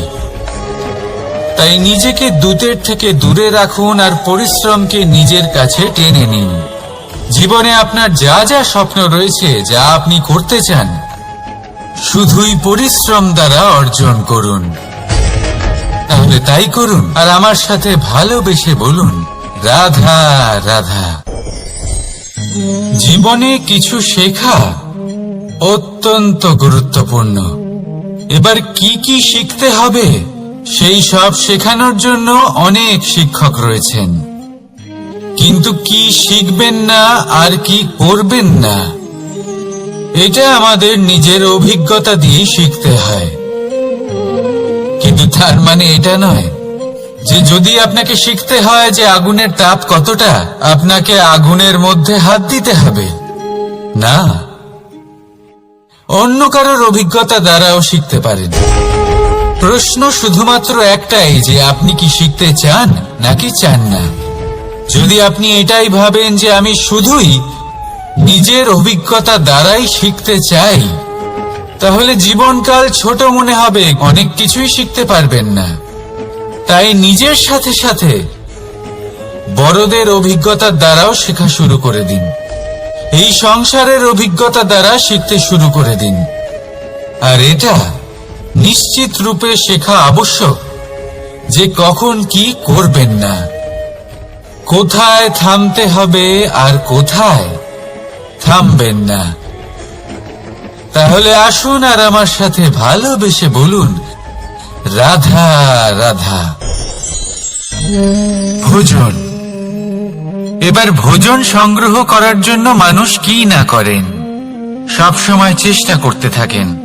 ফসল উৎপাদনের জন্য অনেক পরিশ্রম করতে থাকেন, কিন্তু অনেক সময় অনেক পরিশ্রম করার পরেও ফসল ভালো উৎপাদন হয় না। এর কারণ কি? কারণ হলো এটাই যে আপনি পরিশ্রম হয়তো অনেক করেছেন, কিন্তু আপনার নজর তো সেই বীজের দিকে ছিলই না যা আপনি রোপণ করেছেন। সেই জন্য সব সময় কোনো বীজ রোপণ করার আগে তাকে পরখ করে দেখুন, তা অত্যন্ত আবশ্যক। আর সেইভাবেই যখনই কোনো কর্মের প্রশ্ন আসে, তাহলে সেখানে শুধুমাত্র পরিশ্রম যথেষ্ট নয়। সেই কাজের প্রতি আপনার কর্তব্য কি, আপনার উদ্দেশ্য কি, সেটা জানা হলো অত্যন্ত গুরুত্বপূর্ণ। তাই কর্ম করুন, কিন্তু সেই কর্মের প্রতি আপনার যা উদ্দেশ্য তার মাহাত্ম্য বুঝতে চেষ্টা করুন। তাহলে আসুন আমার সাথে ভালোবেসে বলুন, রাধা রাধা।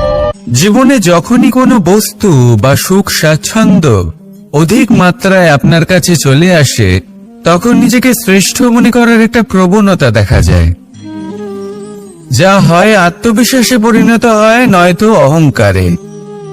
এবার আত্মবিশ্বাস আর অহংকারের মধ্যে অনেক বড় পার্থক্য রয়েছে। আমি এটা করতে পারি, আমি ওটাও করতে পারি, এ হলো আত্মবিশ্বাস। শুধুমাত্র আমি এটা করতে পারি, শুধুমাত্র আমি ওটাও করতে পারি, আমি হলাম সর্বশ্রেষ্ঠ, এটা হলো অহংকার। এবার এই অহংকারের ধ্বনি অনেক দূর প্রবাহিত হয়, আর এর প্রহার সর্বপ্রথম আপনাকে বিপর্যস্ত করে। এবার এই অহংকার এর বিপরীত শব্দ হলো বিনয়, অর্থাৎ নিজের ঊর্ধ্বে উঠে অন্যের বিষয় ভাবনা চিন্তা করা, সংসারের বিষয়ে ভাবা। এই বিনয়ী হবার চেষ্টা করুন, একের থেকে অনেক হওয়ার চেষ্টা করুন এবং একসাথে থাকার চেষ্টা করুন। নিশ্চিত রূপেই আপনি বিকাশের কারণ হবেন। মত্ততা থেকে নিজেকে দূরে রাখুন, অহংকার থেকে নিজেকে দূরে রাখুন। এই মন প্রসন্ন হয়ে বলবে, রাধা রাধা। কোনো এক বস্ত্রে যদি ছোট্ট একটা ছিদ্র উৎপন্ন হয়, আর যদি আমরা তার দিকে নজর না দিই, তাহলে সময়ের সাথে সমগ্র বস্ত্র ছিঁড়ে যায় আর কোনো কাজে আসে না। যদি কোনো একটা নৌকাতে ছোট্ট একটা ছিদ্র উৎপন্ন হয়, তাহলে সময়ের সাথে পুরো নৌকাই জলে ডুবে যায়। লক্ষ্যের দিকে অগ্রসর হওয়ার সময় একটা ছোট্ট ভুল আপনি যদি করে ফেলেন, তাহলে আপনাকে তার লক্ষ্যের থেকে দূরে করে দিতে পারে। এমনটা এই সম্পর্কের সাথেও হয়ে থাকে। কোনো একটা ছোট্ট কথা, একটা ছোট্ট মনোমালিন্য যদি সম্পর্কে আসে এবং সেটা না মেটানো হয়, তাহলে সেই সমগ্র সম্পর্কটা অনেক বড় বড় সম্পর্ক ভেঙে যেতে পারে। যদি আপনার সম্পর্কে ছোট্ট একটা ছিদ্র উৎপন্ন হয়, তাহলে প্রেমের সূচ আর স্নেহের সুতো দ্বারা সেলাই করে ফেলুন, যাতে আপনার এই সম্পর্ক অটুট থাকে এবং প্রেম দ্বারা পরিপূর্ণ থাকে। আসুন আমার সাথে ভালোবেসে বলুন, রাধা রাধা। দু রকমের প্রাকৃতিক বেগ থাকে। প্রথম হলো বর্ষা। যখন এর বর্ষণ হয়, তখন মাটিকে শীতল করে নতুন ফসল ফলায়। আর দ্বিতীয় হয় পবন, যা আমাদের সর্বদা শ্বাসবায়ু প্রদান করে। অশান্ত এই মনকে শান্তি প্রদান করে, এই ক্লান্ত শরীরে স্ফূর্তি প্রদান করে। আমাদের জীবনে যত আবেগ আছে, তা হয় বর্ষার মতো হওয়া উচিত, নয় হওয়া উচিত পবনের মতো। ক্রোধ, মতভেদ, বিবাদ, এগুলো হওয়া উচিত বর্ষার মতো। অর্থাৎ কিছু সময় পরে যেন এরা নিজে থেকেই ছিন্ন ভিন্ন হয়ে চলে যায়।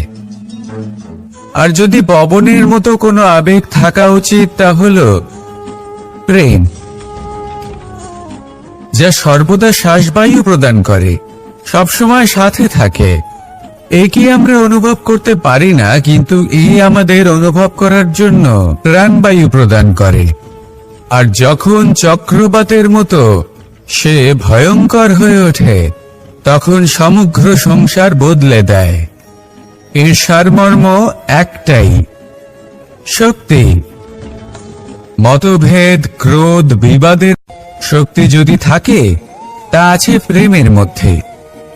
তাই এই প্রেমকে মনের মধ্যে রাখুন আর আমার সাথে বলুন, রাধা রাধা। জীবনে দুই ধরনের আবেগ রয়েছে, যার কোনো মূল্য নেই।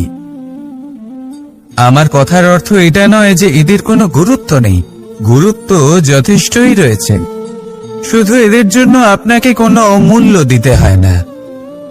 প্রথম আবেগ হলো আনন্দ, প্রসন্নতা। এটা আপনি যে কোনো জায়গায় খুঁজে পেতে পারেন, যদি আপনি খুঁজে পেতে চান। আপনি কোনো পুষ্পের সৌন্দর্য দেখে প্রসন্ন হতে পারেন, বায়ুর কারণে যখন একটি বৃক্ষ শিহরিত হয় সেটা দেখে আপনি প্রসন্ন হতে পারেন। একটা ছোট্ট শিশুর কলরব শুনেও আপনি প্রসন্ন হতে পারেন। একটা ক্রন্দনরত বালককে হাসিয়ে আপনি প্রসন্ন হতে পারেন। সবকিছু আপনার উপর নির্ভরশীল। সেখানে আরেকটি আবেগ হলো দুশ্চিন্তা। মানুষ বড়ই দুশ্চিন্তা করতে থাকে। আজ আমি এই কাজ করেছি, সেই বিষয়ে চিন্তা। আজ আমি এই কাজ করতে পারিনি, সেই বিষয়ে চিন্তা। কাল আমাকে এই কাজ করতে হবে, সেই নিয়ে চিন্তা। আমি কি সেই কাজটা করতে পারবো, সেই বিষয়েও দুশ্চিন্তা। চিন্তা সর্বত্র রয়েছে, যার জন্য মূল্য দিতে হয় না। যত চান আপনি একত্রিত করতে পারেন। একটা গুরুত্বপূর্ণ কথা মনে রাখবেন, প্রসন্নতা জীবনের একটা নতুন সূত্রপাত। সেখানে দুশ্চিন্তা হলো জীবনের চিতার সমান। এবার এই দুটি আবেগ হলো মূল্যহীন, দুটোই আপনার সামনে আছে। কোনটা চয়ন করবেন আপনি, দুশ্চিন্তা নাকি প্রসন্নতা? সিদ্ধান্ত আপনারই। আসুন আর আমার সাথে ভালোবেসে বলুন, রাধা রাধা। জীবনের প্রত্যেক মুহূর্ত আমাদের কিছু না কিছু শিক্ষা দেয়, নির্ভর করছে আমাদের দৃষ্টিভঙ্গির উপর। যেমন নদী হলো আমার অত্যন্ত প্রিয়। নদীতে ভ্রমণ করতে আমার খুব ভালো লাগে। কি বলেন? নদীতে সবসময় নতুন কিছু থাকে, ও পুরনো কিছুই নিয়ে বসে থাকে না। সব সময় প্রবাহমান, কখনো থামে না। ততক্ষণ থামে না যতক্ষণ না সাগরে গিয়ে সমাহিত হচ্ছে। ঠিক এইভাবেই আমাদেরও উচিত নিজের জীবন অতিবাহিত করা, নদীর মতো। প্রত্যেক মুহূর্ত নতুন, তাই সেইভাবেই জীবন যাপন করুন। পুরনো কিছুই একত্রিত করে রাখবেন না। বিগত স্মৃতির মাঝে নিজেকে হারিয়ে ফেলবেন না। এই যে বর্তমান, এই যে মুহূর্ত, সেটাই হলো সর্বশ্রেষ্ঠ। এর মাঝেই জীবন যাপন করুন। নদীর মতো প্রবাহমান হতে শিখুন। আপনি শিখে গেলে তাহলে মনে রাখবেন, আমার আপনার মাঝে বিচরণ করতে বড়ই ভালো লাগবে। যে ব্যক্তি আনন্দের সাথে জীবনের প্রত্যেকটা মুহূর্ত অতিবাহিত করে কোনো চিন্তা ছাড়াই প্রবাহমান হয়, কখনোই থামে না যতক্ষণ না মুক্তি লাভ করছেন, এমন ব্যক্তির মধ্যেই রাধাকৃষ্ণ বসবাস করেন। তাহলে আসুন আমার সাথে ভালোবেসে বলুন, রাধা রাধা। আপনি অবশ্যই কোনো গাছ দেখে থাকবেন যেখানে অনেক ফল রয়েছে। সেই গাছের ডালগুলি নিজে থেকেই নত হয়ে যায়। কেন? যাতে মানুষ, প্রাণী, এরা সকলে যাতে সেই ফল খুব সহজে গ্রহণ করতে পারেন। এটাই হলো প্রকৃতির শিক্ষা, এটাই হলো প্রকৃতির নিয়ম। মানুষেরও কিছুটা এরকমই হওয়া উচিত। যদি আপনি সাফল্যের চরম সীমায় পৌঁছে যান, অনেক বেশি ধন অর্জন করে ফেলেন, তখন মনে রাখবেন যে আপনি যেন অহংকারী না হয়ে পড়ে। বিনম্র থাকতে হবে। সেই ধনকে ব্যবহার করতে হবে উচিত কাজের জন্য। সেই ধনের দ্বারা সমাজের মঙ্গল করা উচিত। সকল মানুষকে সাহায্য করা উচিত যাদের ধনের অভাব আছে। যদি ধনী হওয়া সত্ত্বেও আপনি ধনের সদ্ব্যবহার এই সমাজের মঙ্গলের জন্য, তার ভালোর জন্য না করেন, যদি আপনি ধন দান না করেন, তাহলে এই ধন অহংকার রূপী বিষে পরিণত হয়ে আপনাকেই নাশ করবে। তাই ফলে ভরা গাছের মতো নত হয়ে থাকুন, বিনম্র হয়ে থাকুন, দান করুন, আর আমার সাথে ভালোবেসে বলুন, রাধা রাধা। চল, এ হলো জীবনের আধার, পঞ্চতত্ত্বের মধ্যে একটি, আর অত্যন্ত বিশেষ। এর থেকে অনেক বড় শিক্ষা পাওয়া যায়। এই জল গন্তব্যের বিষয়ে এর স্পষ্ট ধারণা আছে। ও জানে ওর লক্ষ্য কি, আর প্রয়াস করে ততদূর সে পৌঁছেও যায়। এটি পর্বত থেকে বয়ে নিচে নেমে আসে, নদীর সাথে সমাহিত হয়ে তার সাথে বয়ে চলে, চিরসবুজ বনানী গড়ে তোলে, প্রাণীদের তৃষ্ণা নিবারণ করে, সামনে এগিয়ে চলে, মানুষের সাথে মিলিত হয়। যারা একে বাঁধের মধ্যে বেঁধে রাখতে চেষ্টা করে সে বন্দি দশাতেও থেকে যায়, মানুষের কল্যাণ করে। তারপর বাঁধ থেকে মুক্তি পেয়ে এগিয়ে চলে, কোথাও ধাক্কা খায়, কোথাও বাধা পড়ে, কোথাও যদি পথ খুঁজে না পায় তাহলে পথ খুঁজেই নেয়, আর যেখানে পথ থাকে না সেখানে পথ বানিয়ে নেয়, আর শেষ পর্যন্ত নিজের লক্ষ্যে পৌঁছেই যায়, অর্থাৎ সমুদ্রে গিয়ে সমাহিত হয়ে যায়। আমাদেরও কিছুটা এরকমই হয়ে উঠতে হবে। যেখানেই যাবেন সকলের কল্যাণ করুন, সামনে এগোন।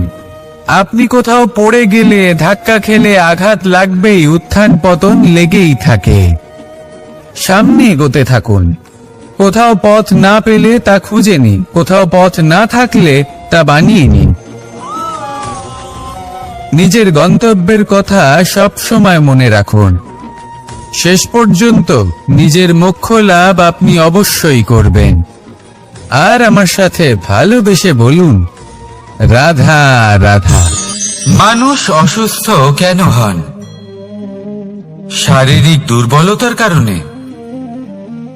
না, মানুষ অসুস্থ হন তার মানসিকতার কারণে, তার বিবেকের কারণে, তার কর্মের কারণে, তার ক্রোধের কারণে। আর যখন কেউ সুস্থ হন, ঠিক হয়ে যান, তার মানে এটা নয় যে শুধু ওষুধের জন্য তিনি সুস্থ হয়েছেন। না, এটা কারোর তার প্রতি প্রেমের প্রভাব, বিশ্বাসের প্রভাব, সম্বলের প্রভাব। শুধুমাত্র ওষুধ দিয়ে কিছুই হয় না।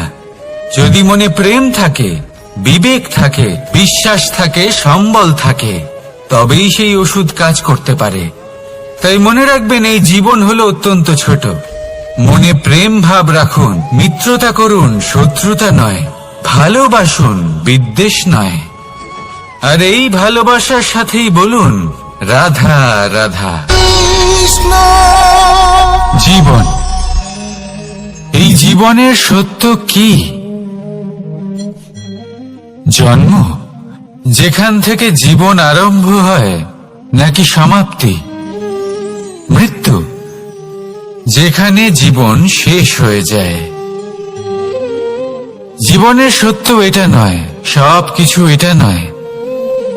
ভালো করে ভেবে দেখলে কিছুই যায় আসে না যে আপনার জন্ম কোথায় হয়েছে, কিভাবে হয়েছে।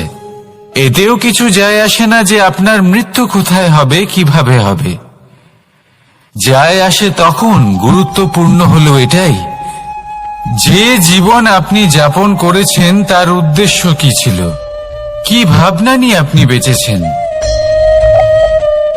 এখন যদি আপনি এমন কিছু করেন যার দ্বারা এই সংসার আপনার থেকে জীবন যাপনের প্রেরণা পেতে পারে, মৃত্যুর পরেও আপনার কর্ম দেখে তা স্মরণ করে জীবনে বাঁচতে শেখেন, তাহলে তার তাৎপর্য হলো আপনি নিজের কর্মের দ্বারা, নির্বাচনের দ্বারা অমর হয়ে গেছেন।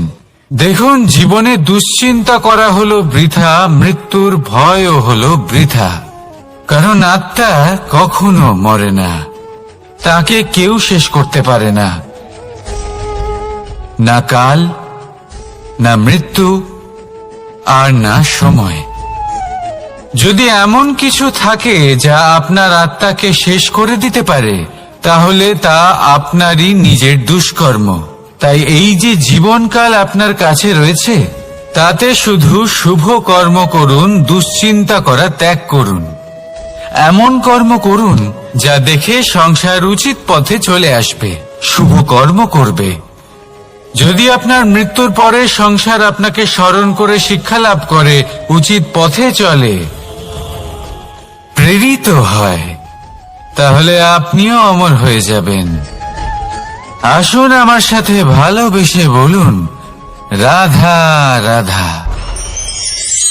কথায় আছে, যা কিছু অন্তর থেকে নিঃসৃত হয় তা অশুভ হয় না। অশুভ হলো সেই বোধ, সেই ইচ্ছে যা অন্তর থেকে নিঃসৃত হলেও কখনোই বিবেকের দ্বারা পরখ করা হয় না। এমনই একটা অনুভূতি হলো ক্রোধ। এই ক্রোধ আপনার বিবেকই হরণ করে নেয়, আপনার করুণা হরণ করে নেয়। আপনি ভাবনা চিন্তা করার যোগ্যতাই হারিয়ে ফেলেন। এবার যদি আপনি সংসারকে নিয়ন্ত্রণ করতে চান, ভবিষ্যতের উপর নিয়ন্ত্রণ রাখতে চান, বর্তমানের উপর নিয়ন্ত্রণ রাখতে চান, তাহলে প্রথমে নিজের ক্রোধের উপর নিয়ন্ত্রণ করা শিখতে হবে। কারণ এই ক্রোধ আপনার বন্ধু নয়, এ আপনার শক্তি নয়, এ হলো আপনার দুর্বলতা। আর এটা শত্রুর শক্তি বাড়িয়ে তোলে, আর শেষ পর্যন্ত ক্ষতি আপনারই হয়। তাই এই ক্রোধকে নিজের নিয়ন্ত্রণে রাখুন। অশুভ মন্তব্য আপনা থেকেই অসফল হয়ে যাবে। আসুন আমার সাথে ভালোবেসে বলুন, রাধা রাধা।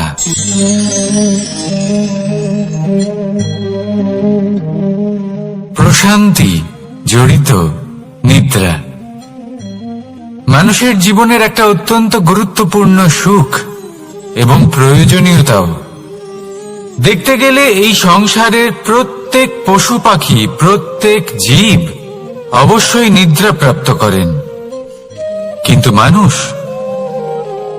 যার মধ্যে বিচার বিবেচনা করার শক্তি অন্যদের থেকে অনেক বেশি, তার কিন্তু ঘুমের কিছু সমস্যা অবশ্যই হয়। কি বলেন? তাই তো। এবার এর কারণ কি?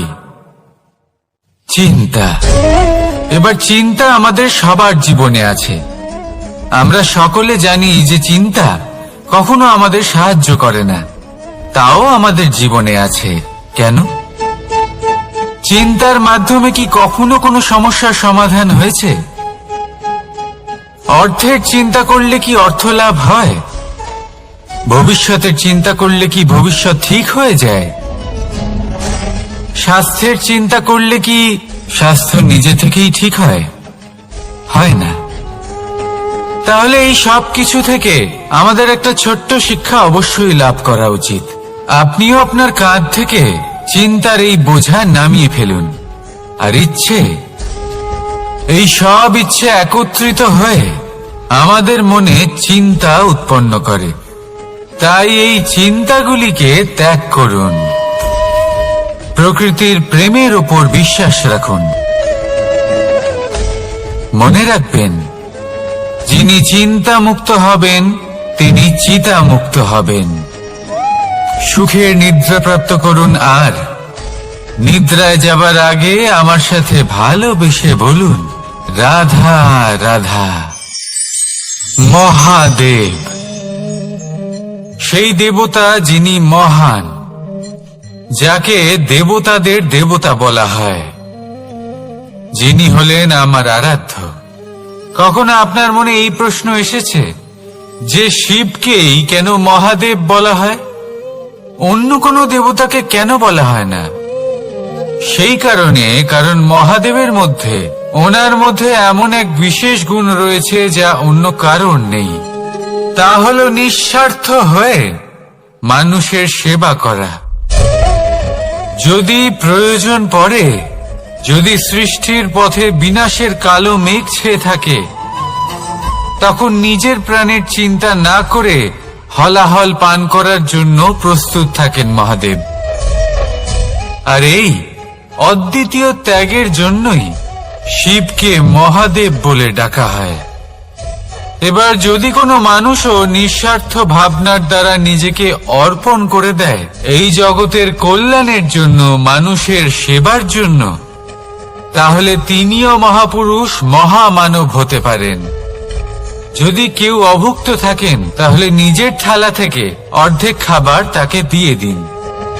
যদি কেউ অসুস্থ হন, তাহলে তাকে সেবা করার, চিকিৎসা করার চেষ্টা করুন। এই জীবন শুধু নিজের জন্য নয়, অন্যদের প্রতি, সমস্ত সংসারের প্রতি উৎসর্গ করুন। যদি এইসব মানুষ শিখে যান, তাহলে তিনি মহাদেবের পথে অগ্রসর হতে পারেন।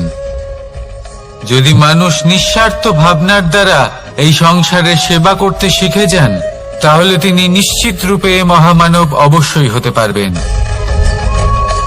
আসুন আমার সাথে ভালোবেসে বলুন, রাধা রাধা। স্বর্ণ, হিরে, মুক্ত, মানিক, এই সব কিছুকে আগে পাথর বলা হতো। তাহলে এমন কি হলো যে এদের রত্ন বলা হয়? আর রত্ন তা বাস্তবে আসলে কি? এটা হলো সেই পাথর যাকে আগে আগুনের তাপ সহ্য করতে হয়েছে, পরখ করা হয়েছে, যাচাই করা হয়েছে, এদের কাটার চেষ্টা করা হয়েছে, কিন্তু তারা কখনোই নষ্ট হয়নি, বরং তারা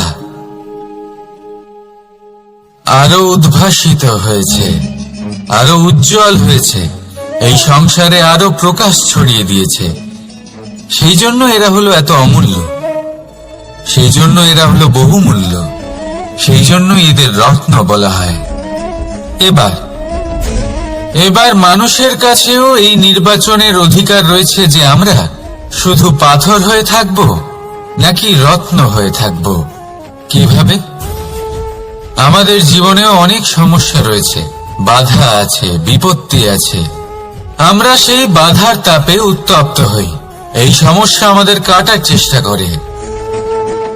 অনেক মানুষ বিভিন্ন পরিস্থিতি আমাদের ভাঙার চেষ্টা করে, কিন্তু আমাদের নষ্ট হলে চলবে না। যেভাবে এই রত্ন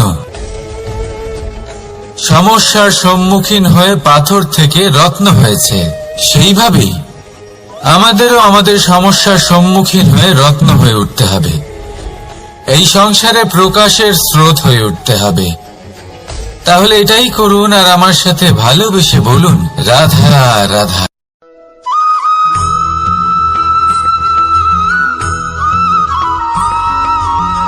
আমরা যখনই কোনো যাত্রায় যাব বলে মনে করি, তখনই আমরা প্রস্তুত থাকি আসন্ন বিপদের জন্য বা সংকটের জন্য। যেমন যদি আমাদের মনে হয় যে আজকের পরিবেশ খুব ঠান্ডা হবে, তাহলে আমরা গরম বস্ত্র ধারণ করি বা সেটাকে সাথে নিয়ে যাই। যদি মনে হয় যে বৃষ্টি হতে পারে বা বৃষ্টি হয়ে চলেছে, আমরা দেখছি, তাহলে আমরা একটা ছাতা সাথে নিয়ে নিই। আমরা প্রস্তুত থাকতে চাই এবং এটাই উচিত, এবং সেই কারণেই আমরা যাত্রায় সাফল্য লাভ করি। কিন্তু যদি আমরা কথা বলি জীবনযাত্রা নিয়ে, যা কিনা সব থেকে বেশি গুরুত্বপূর্ণ, তাহলে তার জন্য আমরা পূর্ণরূপে প্রস্তুত থাকি না। আশেপাশের মানুষ, এই সমাজ, আমাদের সাথী, আমাদের মিত্ররা যে কোনো মুহূর্তে বদলে যেতে পারেন। সেই জন্য আমরা নিজেদেরকে কখনো সাবধান করি না, কখনোই নিজেদের প্রস্তুত করি না। আমাদের এটা কখনোই মনে হয় না যে এরকম হতে পারে, আর সেই কারণেই শেষে গিয়ে আমরা অত্যন্ত দুঃখ পাই। একটা অমূল্য শিক্ষা আছে যেটা আমাদের লাভ করা উচিত, সতর্ক থাকা উচিত। এই জীবনযাত্রার জন্য শুধুমাত্র এই পরিবেশের বিষয়ে তথ্য সংগ্রহ করা বা তাকে অনুমান করা, এটুকু হলেই চলবে না। আমাদের আশেপাশের মানুষজনকে দেখতে হবে, তাদের স্বভাব পরিস্থিতির ওপর নজর রাখতে হবে। যখন তারা রং পাল্টাচ্ছেন, নজর রাখতে হবে, তা অত্যন্ত আবশ্যক। পরিবর্তন আপনার জীবনে অবশ্যম্ভাবী, সঠিকভাবে তার সম্মুখীন হন। আসুন আমার সাথে ভালোবেসে বলুন, রাধা রাধা।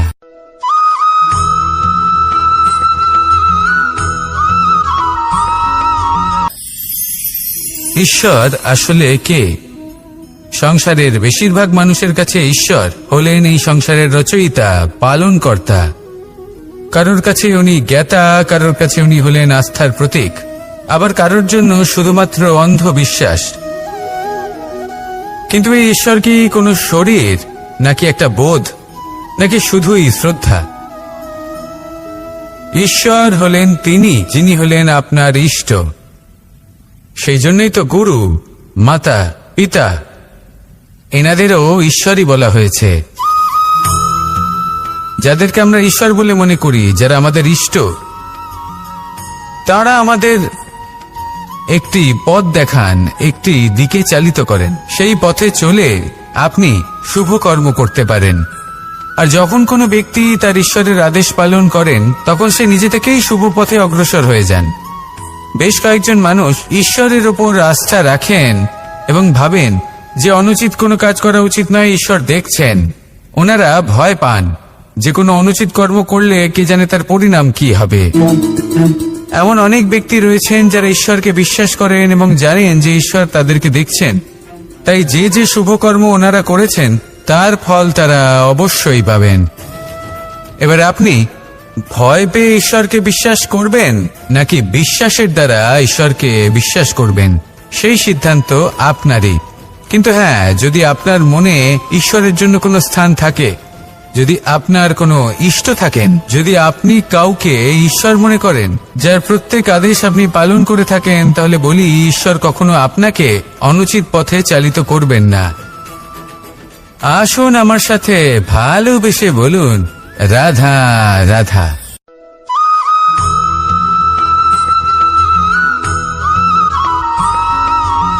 আমি রথে যাত্রা করি, তাতে বারবার পথে থামি আর দেখি যে আমি অনুচিত দিকে যাচ্ছি না তো, আমি উচিত পথেই যাচ্ছি তো।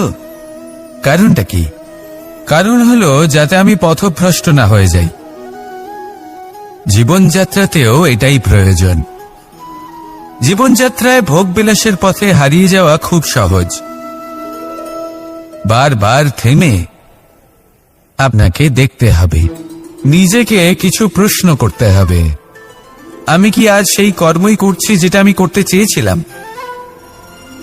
আমি কি আজ সেই জীবন যাপন করছি যেমন আমি যাপন করতে চেয়েছিলাম? যদি এই প্রশ্নগুলোর উত্তর হ্যাঁ হয়, তাহলে এগোতে থাকুন, নয়তো থেমে যান এবং বিচরণ করুন। মনে রাখবেন, এই সংসার অত্যন্ত জটিল আর এতে হারিয়ে যাওয়া অত্যন্ত সরল। সেই জন্য নিজে থেকে বারবার থামা এবং জীবন চিন্তন করা অত্যন্ত আবশ্যক। তাহলে সেটাই করুন আর আমার সাথে ভালোবেসে বলুন, রাধা রাধা।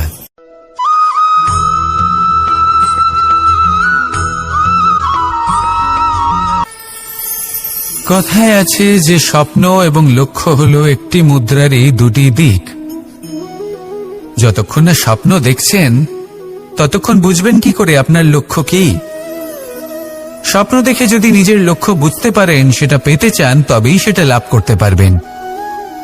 কিন্তু স্বপ্ন এবং লক্ষ্য এই দুইয়ের মধ্যে একটা ভারসাম্য রয়েছে যেটা বজায় রাখা প্রয়োজনীয়। একে আমরা বলে থাকি পরিশ্রম।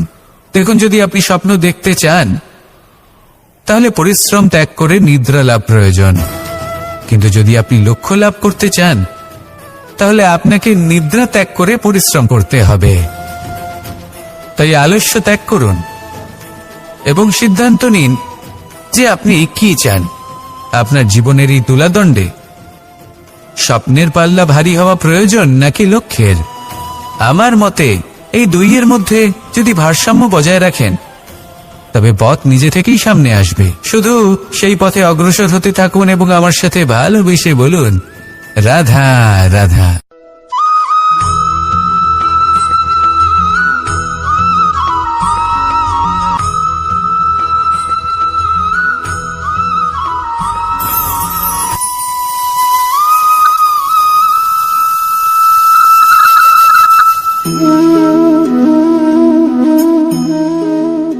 মোহনের বাঁশির এই সুর, এই সঙ্গীত কার না পছন্দ হয়?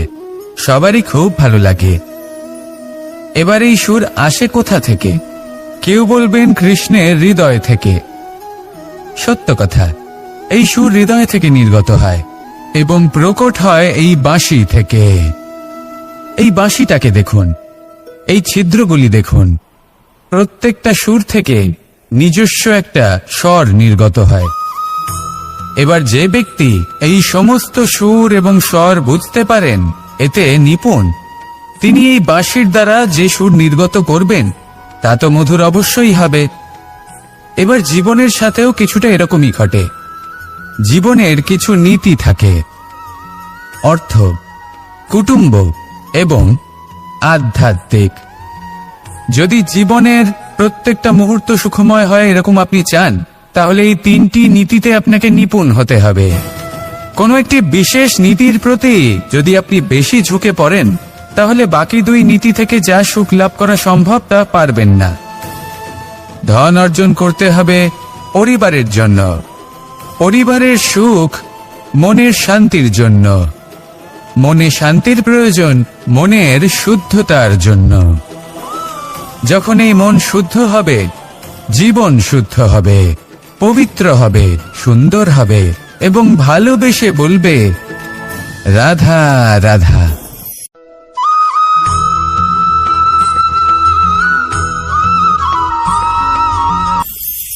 আপনারা সবাই একটা গাছের পাতাকে দেখুন। যতক্ষণ পর্যন্ত ও গাছের সাথে মানে গাছের ডালের সাথে জুড়ে থাকে সে সবুজ থাকে, বাতাসের সাথে সে নড়তে থাকে। যতক্ষণ পর্যন্ত ও সূর্য থেকে পাওয়া রশ্মির শক্তি গাছে পৌঁছে দেয় ততক্ষণ ও ডালের সাথে যুক্ত থাকে। কিন্তু যখন সেই পাতা শুকিয়ে যায় তখন তার কোনো গুরুত্ব থাকে না। সেই পাতা গাছের ডালে এবং বৃক্ষের কাছে বোঝা হয়ে থেকে যায়। এবং এমন এক সময় আসে যখন সেই ডালটি শুকনো সেই পাতাকে পরিত্যাগ করে। এটাই আমরা এই প্রকৃতিতে দেখি এবং এটাই হলো সত্য। আর এটাই আমাদের জীবনে খুব বড় একটা শিক্ষা। যদি আপনিও নিজের জীবনে নিজের আপনজনদের কাছে বোঝা স্বরূপ হয়ে দাঁড়ান, তাহলে তারা আপনাকে যতই ভালোবাসুক না কেন, ওনারা যদি নাও চান তাহলেও এমন এক দিন আসবে যখন আপনার আপনজন আপনাকে পরিত্যাগ করবে। সেই জন্য সবসময় আত্মনির্ভর হয়ে ওঠার চেষ্টা করুন, নিরন্তর পরিশ্রম করতে থাকুন, কারোর উপর বোঝা হয়ে থাকবেন না, বরং তার সাথে মিলে দায়িত্ব পালন করুন। এমনটা করবেন তাহলে আপনার সম্মানও বজায় থাকবে এবং সম্পর্কের মধ্যে আপনার মূল্যও বজায় থাকবে। আসুন আর আমার সাথে ভালোবেসে বলুন রাধা রাধা।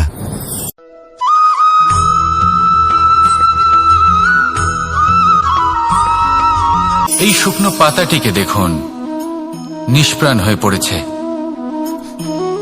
কোনো একটা সময় এই পাতাটি একটা গাছের ডালে ছিল।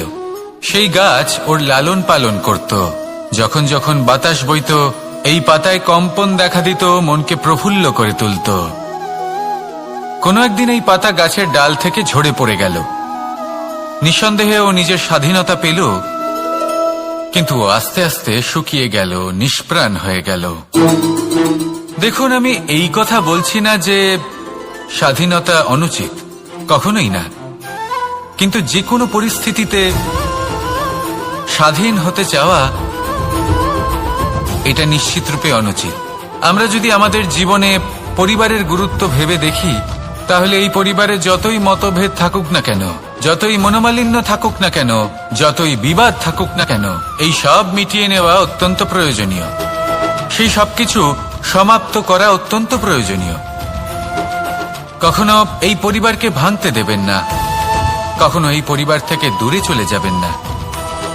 এই পরিবার হলো আমাদের জীবনের একটা অমূল্য সম্পদ, অমূল্য এক আশ্রয়, যা এই সংসারে হয়তো কোথাও আপনি পাবেন না।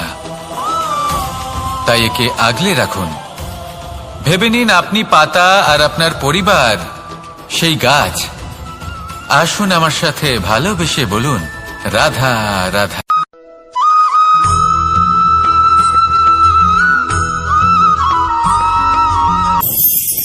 প্রেম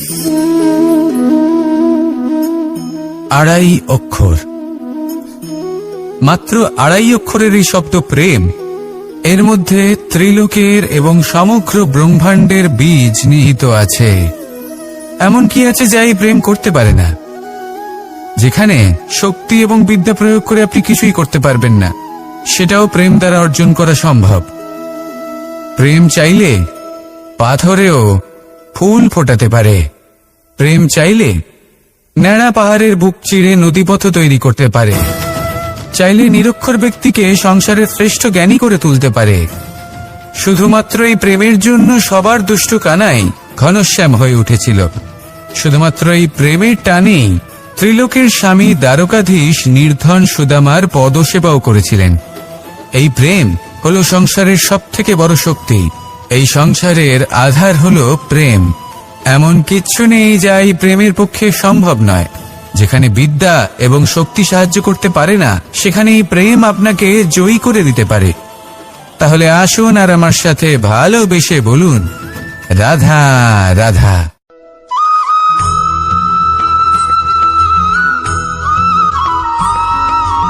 দীপাবলি আমাদের সবথেকে বড় উৎসব। শ্রীরাম রাবণকে পরাস্ত করে 14 বছরের বনবাস কাটিয়ে আবার অযোধ্যায় ফিরে এলেন অমাবস্যার রাত্রে।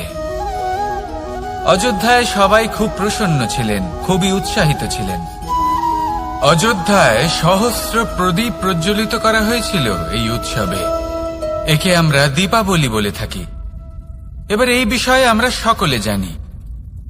আপনি কি এটা জানেন যে শ্রীরাম বাস্তবে অমাবস্যার এক রাত আগেই অযোধ্যায় পৌঁছে গেছিলেন? সবার সামনে অমাবস্যার রাতে এসেছিলেন। এর কারণ কি? শ্রীরাম প্রমাণ করতে চেয়েছিলেন যে যে কোনো সময়, দিন হোক বা রাত, শুভ বা অশুভ হয় না। শুভ অশুভ কিছু থাকলে তা হলো মানুষের চিন্তা, তার ভাবনা, তার নির্বাচন আর তার কর্ম। নিজেই দেখে নিন। শ্রীরাম অর্থে দীপাবলি বলা যেতে পারে। তাহলে নিজের পরিবারের সাথে দীপাবলি পালন করুন। আপনাদের শুভেচ্ছা জানাই।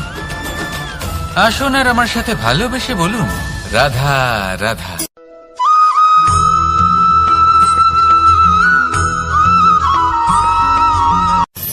মানুষের এই জীবন, মানুষ জন্ম নেয়, একটা নির্দিষ্ট সময়ের পরে এই সংসার ত্যাগ করে চলেও যায়। এবার শুধু এটাই আবশ্যক নয় যে এই জীবনকালকে আপনি যাপন করবেন, শুধু এটাই গুরুত্বপূর্ণ নয়। আবশ্যক এবং গুরুত্বপূর্ণ হলো এটা যে এই জীবনকালে আপনি এমন কিছু করেন যাতে এই সংসারের মঙ্গল হয়, যাতে এই সংসার আপনাকে মনে রাখে, আপনার থেকে প্রেরিত হয়, আপনার মতো হতে চায়, প্রত্যেক বছর আপনার জন্মতিথির অপেক্ষা করে, এমনভাবে আপনার জন্মদিন পালন করে যাতে সেটা মহোৎসবের আকার ধারণ করে। এবার এই জন্মদিন এমনি এমনি মহোৎসবে পরিণত হয় না। তখন হয় না যখন কোনো ব্যক্তি রাজার রূপে বা কোনো গোয়ালার রূপে জন্মগ্রহণ করে।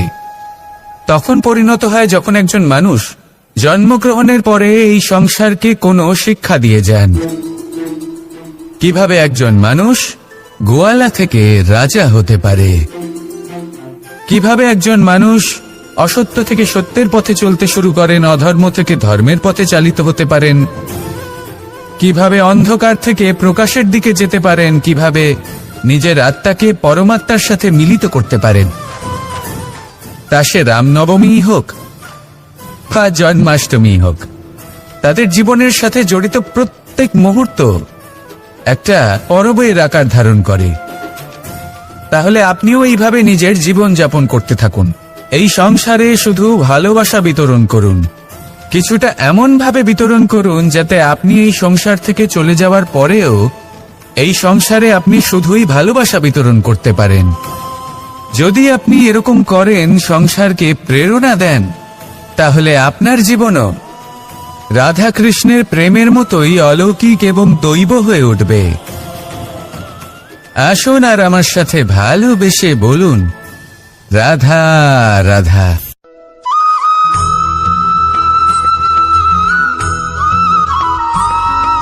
ভোজন এই সংসারে যেই হোক না কেন, কোনো মানুষ হোক, কোনো প্রাণী হোক, কোনো কীট হোক বা কোনো বনস্পতি হোক, প্রত্যেকের জন্য ভোজন অতি আবশ্যক। কারণ ভোজন থেকেই শক্তি পাওয়া যায়, আর সেই শক্তি দিয়েই সংসারের, আমাদের জীবনের সমস্ত কার্য করা যায়। এবার এমন এক ধরনের শক্তি হয় যা শীতের ঋতুতে সূর্য থেকে আমরা পেয়ে থাকি, আর আরেক ধরনের উত্তাপ হয় যা দিয়ে ভোজন রান্না করা হয়, সুস্বাদু নানান ধরনের ভোজন। এবার অত্যন্ত গুরুত্বপূর্ণ হলো যে ব্যক্তি সেই ভোজন বানাচ্ছেন তার মানসিক পরিস্থিতি এবং সেই ব্যক্তি যিনি ভোজন গ্রহণ করছেন তার মানসিক অবস্থা। যখনই আপনি ভোজন বানাচ্ছেন তখন ভালোবাসার সাথে কাজটা করুন, ধন্যাত্মক ভাব নিয়ে, সৎ ভাবনার সাথে। কারণ আপনার এই মানসিক স্থিতি শক্তির আকারে সেই খাদ্যের সাথে মিলেমিশে যায়। আর যখনই আপনি ভোজন গ্রহণ করছেন, তখন সদ্ভাবনার সাথে, প্রসন্নতার সাথে গ্রহণ করুন, ধন্যাত্মক ভাব নিয়ে। যদি আপনি প্রসন্নতার সাথে রান্না করেন, প্রসন্নতার সাথে খাদ্য গ্রহণ করেন, তাহলে আপনি প্রসন্নই থাকবেন। আর মন সুপ্রসন্ন হয়েই বলবে, রাধা রাধা।